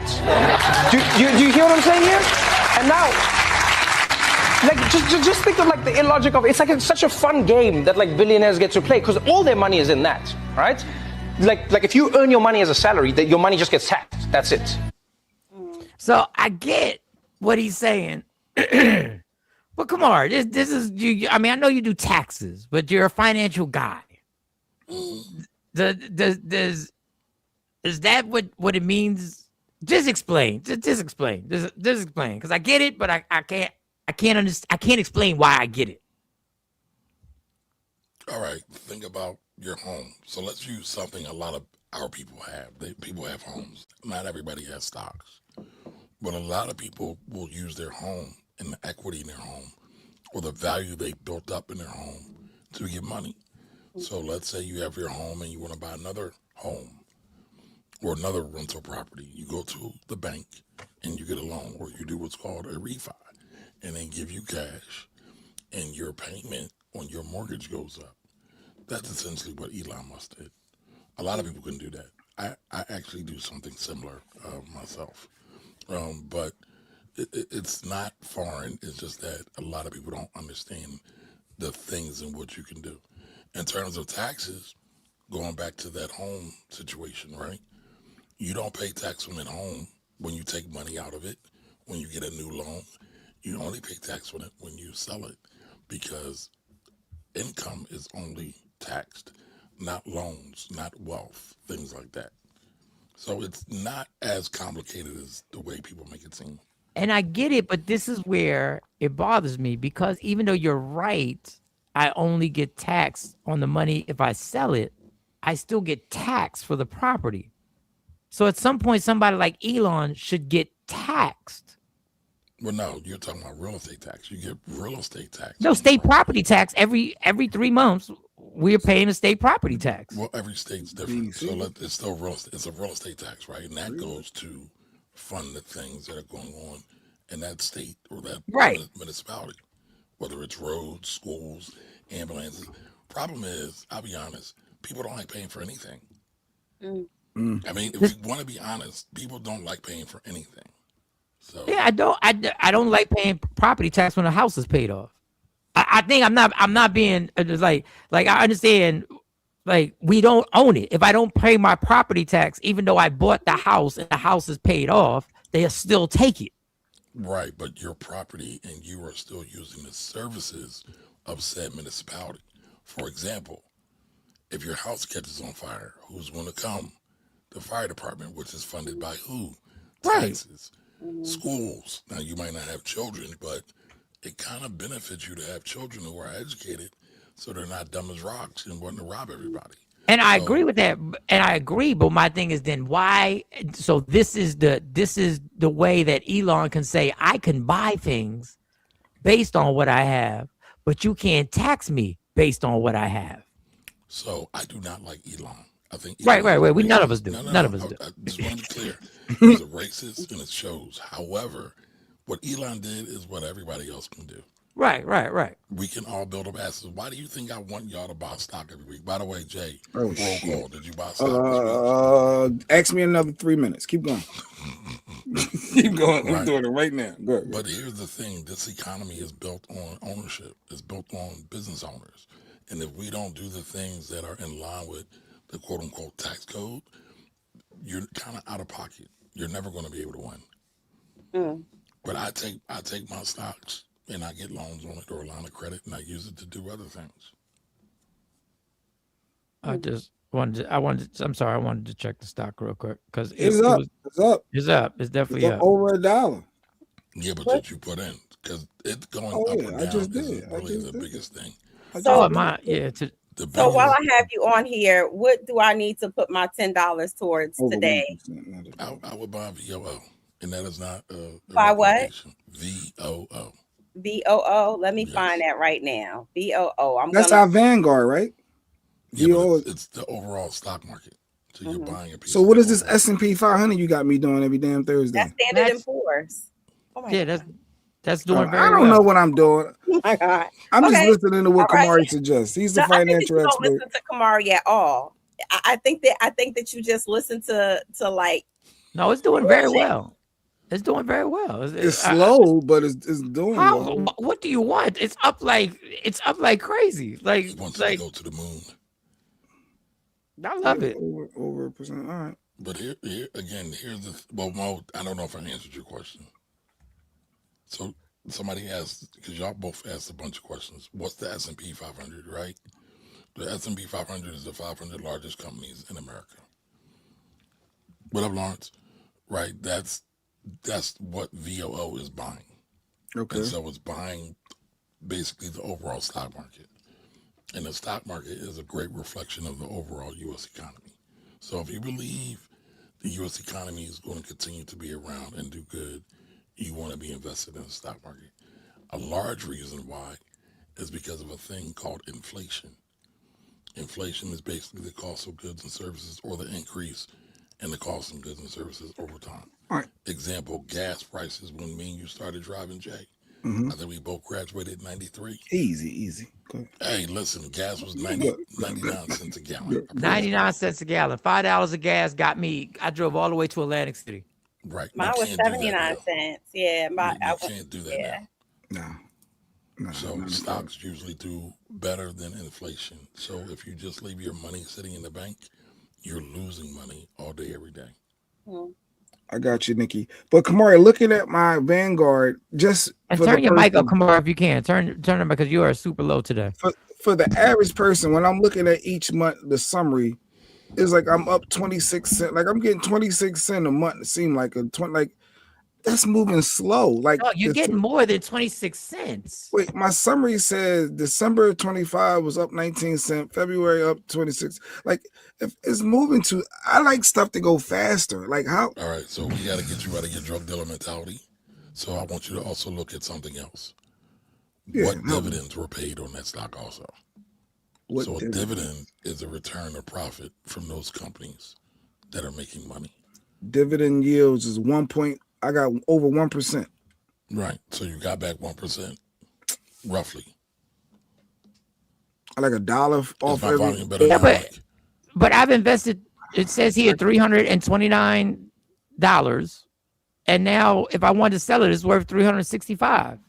So that's a good thing. I only do $10 a week. I only do $10. That's fine. But here's the question: if you spent that money, would you get it back? No, you ain't getting it back. Right. If that money was just sitting in the bank, would you make more or less money? They make less. In the bank, credit union make a little more, but the bank less. Not really. The credit union is. Yeah, because the Yeah, credit better union, than I got on the credit union. I thought it was gonna be all, and I saw the percent. I was like, oh, okay. The And I total could gain, I'm up. It's 10.75%. Like, And if I that's- change my mind, I could take my money right back out right now, right?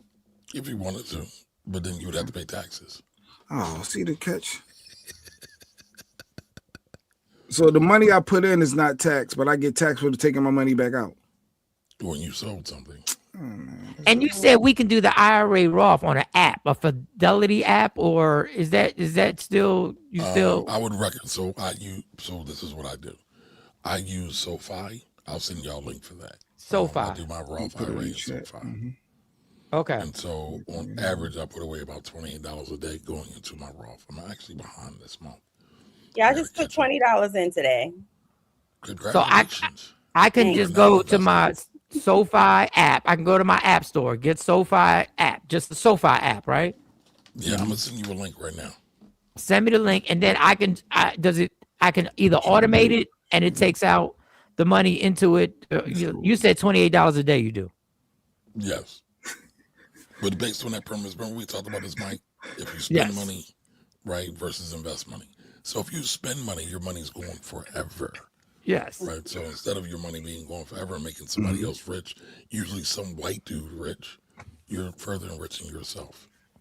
Yeah, so I decided to stopping at Royal Farms and stop spending $11.25. It was $11, and I had it down to the exact penny. And then I can just do that and just put it in my IRA Roth every day. Roth IRA, yes. You can. Roth IRA. Yep. Yep. Or you don't have to starve yourself. Let's say you do half of that. You split half of the money you spend at Royal Farms, right? And then you put the other part into your Roth IRA. Nikki said, Kamar, question. What's your thoughts on investing in AI? All right. So give me a minute here. If anybody remembers the gold rush, when everybody was going to California and going and digging in gold mines because they were thinking they were going to get rich. Right. But the people who actually made the most money were the people that made all the other stuff, the jeans, the picks, the shovels. So there's a whole strategy called picks and shovels. So I think AI is going to be a great play. You have IPOs coming up for like OpenAI, which makes ChatGPT, Anthropic, who makes Claude. That's going to bring a lot of excitement into the market. So I think, go ahead. No, go ahead, Mom. No, we were just talking about this the other day when Mike asked us, what's something that happened to you that you you wish you would have taken advantage of it, or you can go back and change it. And that was one of them. The advice of somebody saying, buy something that's in the cell phone. It's not so much investing in the actual product itself. Correct. So buying the chips, yep. Or when it comes to gold rush, buying the jeans instead of digging for gold. But yeah, Mike, what was the question? I lost the question. I'm sorry.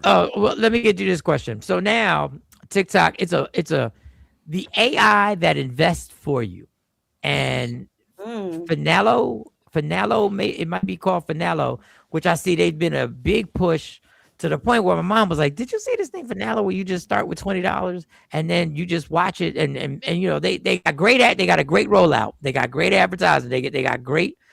People, I don't know if it's AI people, I don't know if it's regular people. Sometimes it does look like a regular person. Or if somebody says you're going to put $20 in this AI, I think it's FINELO. And that's the one that I saw getting pushed a lot. What would be your suggestion? Would you try it for $20 a week or $20 a month and just see what your money does? Or are you somehow against that? It's not a for or against. I probably wouldn't do it though, because I believe, let me stick to everybody on the panel. I believe all of you have the ability and the intellect to become great investors. So I would start doing research, start investing, put your money in play, and then research all of that, and then really learn. And then once you accumulate and build some money, and you say, hey, I want to test out this AI platform, here's $1,000 or $500, go ahead and play. But no, I wouldn't do that. Craig just put his portfolio out there. So you read that, because I know the Nevia, for the hell of it, I bought $10 in there. But it did go up. Nevia, it did go up because I think Trump actually made some type of spiel and did some type of crooked shit. Trump made it okay for NVIDIA to sell its chips to China. Before they couldn't do that. So basically it just gave it a boost. And of course Trump has stock in NVIDIA. So, but all right, going back to Craig's, portfolio. So Craig also talked about this last week. He was talking about he bought oil. All right, so Craig buys oil through USO, and that's basically an ETF or ECP, exchange traded product that tracks the price of oil. So right now, oil is like 101. Many people are expecting it to go up to 120 because of this war and everything that's going on. So that could be a thing. Can you go back to that, Jay? Yep. Thank you. So that's why he was able to make a big jump off that, because oil has gone up year to date. Hold on, let me see how much oil has gone up year to date. Oil has gone up year to date 75% roughly today, and I know it's been higher. So that's part of the reason why Craig has made so much money off of USO. So it's a bit of a gamble because you got lucky, because I brought something similar. I brought the oil companies or the energy companies, and I did it in a more, I don't want to say sophisticated way, a more roundabout way. But I wound up making about 500% off of it. But Craig gave us 5 stocks. He's in USO, which is oil. NVIDIA is the graphic chips, the AI chips, which is up year to date 17%. QQQ is the technology sector, right? That's another thing you can invest in as well. That's up 15%. SCHG is a dividend play, and that's up 5%. Dow Jones is up 15%. So some of the things have a little overlap. So some of the things are investing in some of the same things. But I don't think that's bad. All right, well, see, Craig, you got some overlapping going on, Craig. You got some overlapping going on. But it's not an investment advice. It's not an investment advice. So where the hell do I put my money at? In your bra. In your bra. The same way you put your cell phone when you was walking with us and you couldn't find your cell phone. You couldn't find your cell phone, and she was like, "Where did I put my cell phone?" And then I didn't want to say nothing. I think it's in your titty, but I ain't saying nothing. And she was like, "Oh, here it is." She literally stopped and she was like, "Oh, here it is. Here it is." For my big bra wearers, we unite. We understand. How did you not feel a cell phone on your breast? It's so easy to do. I've done it so many times. The women understand. I'm not touching none of this. The women understand. How did you not? You got any quick thoughts on day trading, Kamari, for Rashida? Power by pass, yes. Day trading can be good and it can be really, really bad. If you don't want to spend the time to really learn what's going on, I would say avoid it. If you are willing to take the time to do it, I would say learn it, but go slow. Spend a little bit of time and money on it. Not a little bit of time. Spend a lot of time and a little bit of money on it to really figure out the market mechanics. Like, for example, I'm not a good day trader because my mind doesn't think in short-term spurts like that. And most people actually aren't good day traders either. However, long-term, I can do better than most. So it all depends on what you're looking to do. One, I would say just really start learning the markets.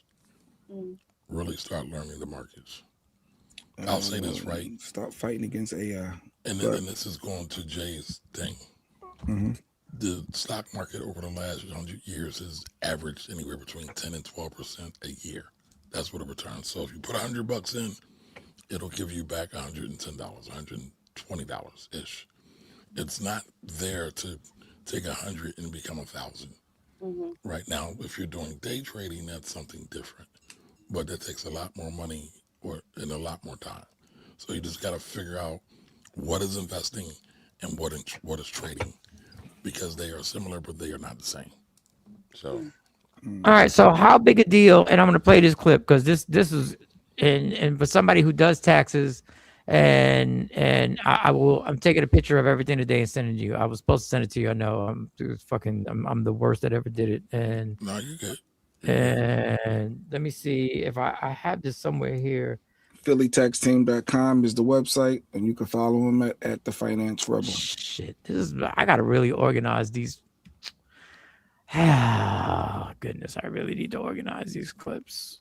Well, Jay, while Mike's looking, go back to, there's a couple questions I missed. Yeah, get the questions. Oh, here it is. Here it is. I got it right here. This is something that we found out that the Trumpster is made happen. Donald Trump Jr., Eric Trump, Tiffany Trump, or any other family member of the president's or any of his companies, but it can audit you. That's the world we're waking up to today. Because this new deal executed between Donald Trump and his personal lawyer, who is now running the Department of Justice, prevents all audits in the past. Any unpaid taxes will remain unpaid. Any errors on tax forms will remain an error. But if you made an error on your tax return in 2025 or any prior year, the IRS is still going to come after you. If you haven't paid taxes for any prior years, if you have unpaid taxes, the IRS is going to come after you. If you're one of the thousands of people who had their tax return leaked, just like Donald Trump's was, you are still subject to an audit. The IRS will still go after you. But if your last name is Trump and you're related to the president, or you have a company that is related to the president, IRS will not go after you. Follow along for all the news you need to know about. The IRS cannot audit Donald Trump. So it's the most bizarre. We are not living in a real world. We're not living in a real world right now. But go ahead, Kamara. You're the tax expert. What do you get? Definitely live in a bizarro world. What do you get from what actually did happen? Jay, can you put that image up on the screen that I just sent you? You texted or in the chat? I texted. Oh, damn, should have put it in the chat. All right, we need some. Getting some graphic music. This is getting graphic music right here. But I think it's really, really bad. I mean, we really are living in a Looney Tunes world. This president is probably the worst president in historic times, in current times.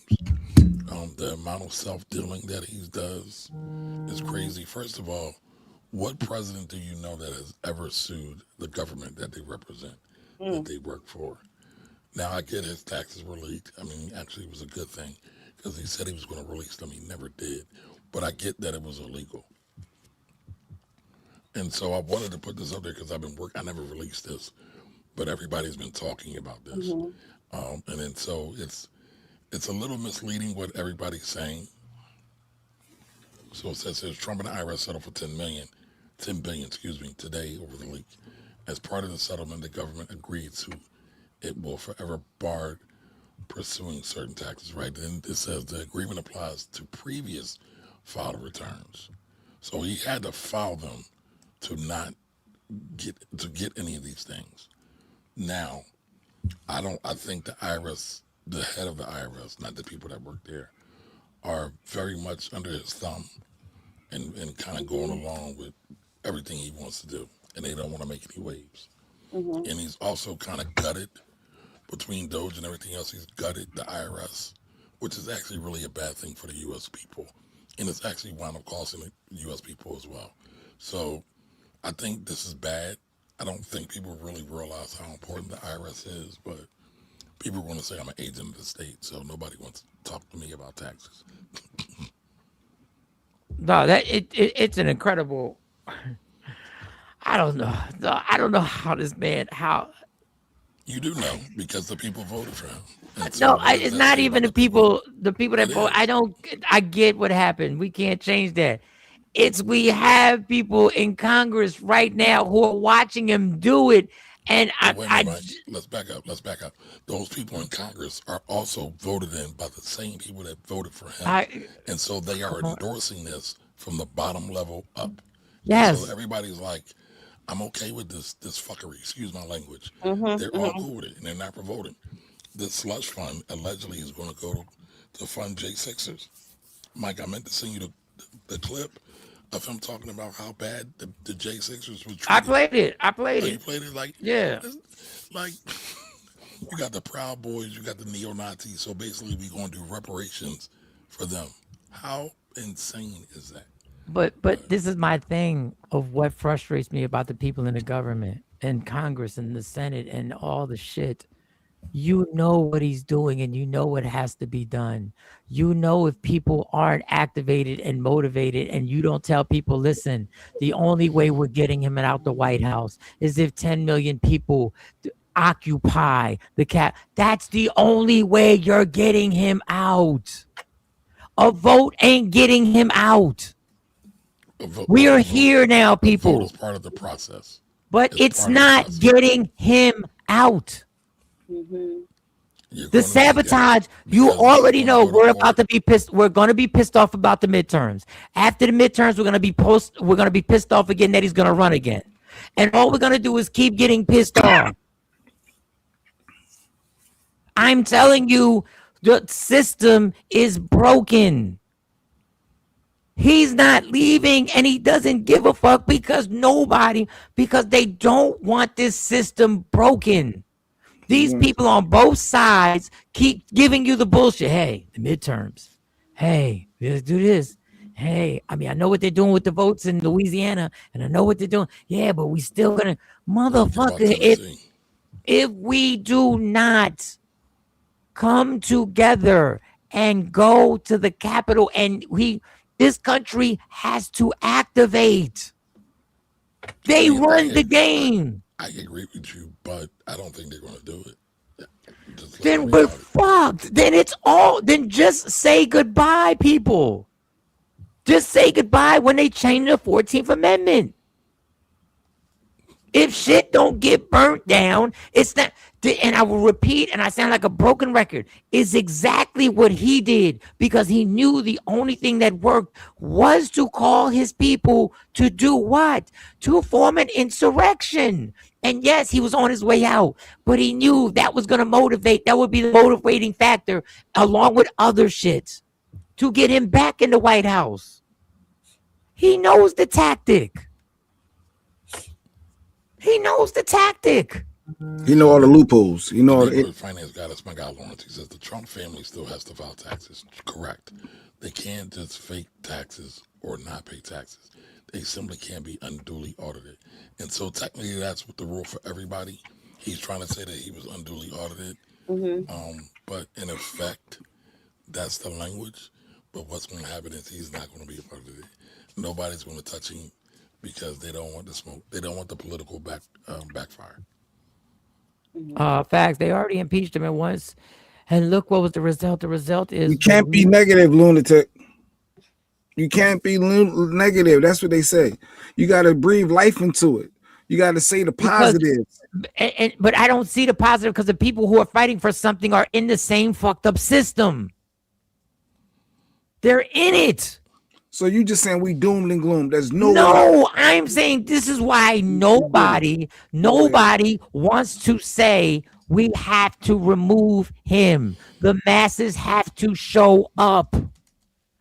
Yeah, but it's bigger than just showing up. I mean, so it's a combination of things. Sadly, a lot of times people try to simplify the whole political process to just voting, but it's not just voting. It's voting. It's money. It's showing up. It's a lot of things. And if you can't do all those things together in concert, yeah, a lot of dumb shit continues to happen. I thought we were making strides. Logical said, I guess the Republicans, they on track to pick up more seats in the House and Senate. I thought strides doesn't mean larger impact. Right, yeah. I know. I thought people were so pissed about Trump, pissed about the gas prices, pissed about the tariffs, pissed that they're going to show up and vote and make change. A lot of us live in a vacuum. Right. So, Jay, you're in the Philadelphia area. So this is more of a Democratic type town. Yes, there are Republicans in the outskirts, but it's more of a blue town. When you go to more of these red leaning places, they still love this guy. Nobody got charged with insurrection. That's not true. People got locked up over it. And they're about to get paid.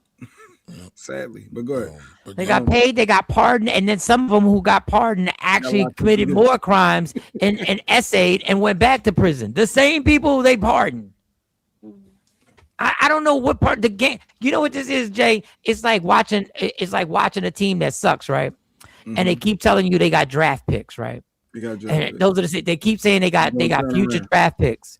And these draft picks are going to develop into something. And then 4 years later, right, they still suck, right? And the draft picks didn't turn out, right? The draft picks didn't turn out to be great players. But then they tell you, but we got more draft picks and we're going to pick up some free agents, right? They tell you we got more draft picks and we're going to pick up some free agents. Same organization, right? Same organization. Giving you hope. Okay. You pick up the draft picks, you pick up the free agents. None of them work out. You Let's just still say the suck. Dallas Cowboys. Yeah, So, they still suck. so listen. So you pick Go up the ahead. draft picks, you pick up the free agents, you Uh-huh. still suck, right? You still suck. Same organization. Follow me on this. Same organization. Okay. They then tell you we're gonna fire the general manager, right? They Mm. fire the general manager, say that was the problem. They That put was a it. general manager in. Now he's gonna pick the draft picks, he's gonna pick the free agents. You still suck. You know why? Because the same fucking owners never gave a damn about winning games because they were making money regardless. So everybody in the game is making money regardless. And they keep giving us these distractions. If you do this, if you do that. The problem is the system is so corrupt that they don't want to admit that the problem is the system that they've turned it into.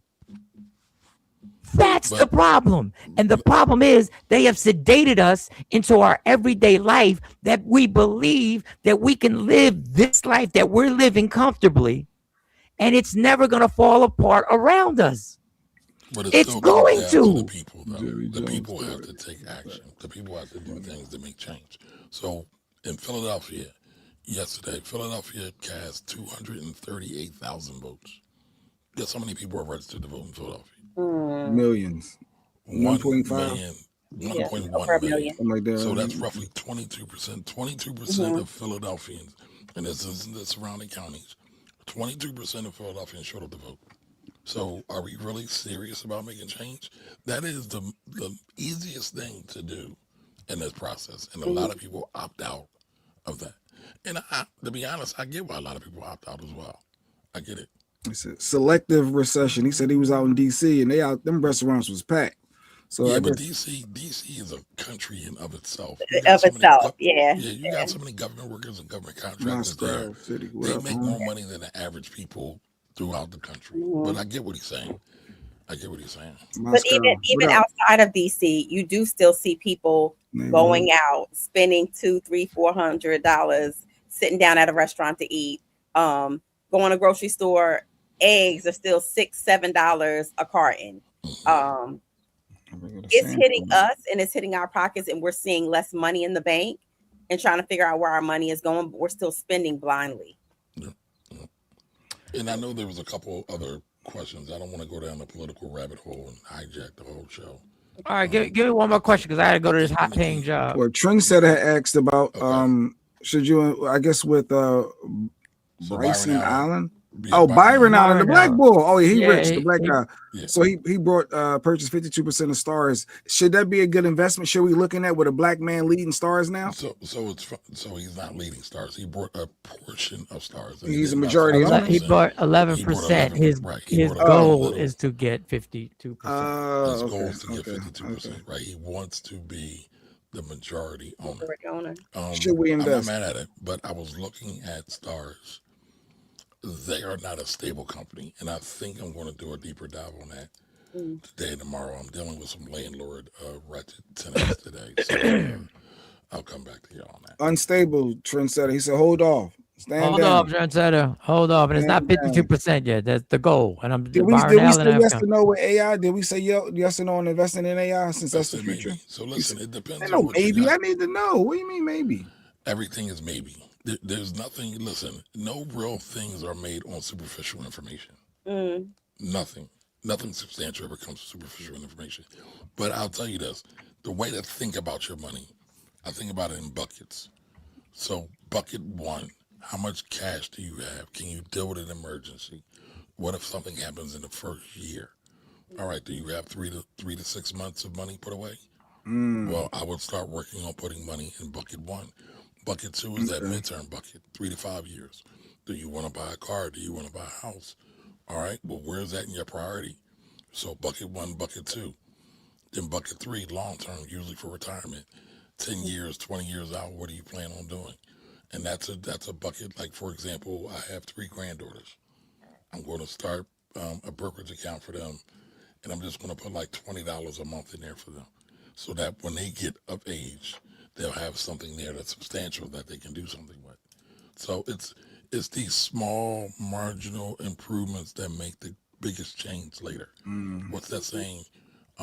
Little hinges swing big doors. So don't think about trying to drop all your paycheck, all your money, and get returns that's going to the moon and make you a billionaire. By the way, none of us care about being a billionaire. We should worry about making our family stable and whole, not necessarily the quote unquote monetary goal. Because everybody is going to be different. Everybody's starting from different points in life. The question is, how can we make it better? How can we make it better? Well, that's Kamari, Philly tax team. You want some tax advice? You know how to get at them. Some of y'all have got at them, and I gotta send. Yes, y'all, I gotta send my tax stuff to them. Yeah, I'm in bad shape right now. You still ain't got your stuff done. It's May. Nah, I ain't got my stuff done. Nah. It's May 21st. Motherfucker, I said the date when we started the show. So How to do to rub it in. Do you know it's May 21st, right? Yes. Like, He's late. I said the date when I started the show. When I started the show. So I already knew that. You telling me stuff I already know. I knew the show. So you can get at Kamari. Thank you. We got financial questions, and we got financial questions. We got a lot in today. And I didn't even get to the pastor. So the pastor, it's showtime tomorrow for the pastor tomorrow. Yes, let me write this down. Tomorrow we're starting the show with that clip, and we can take it from there.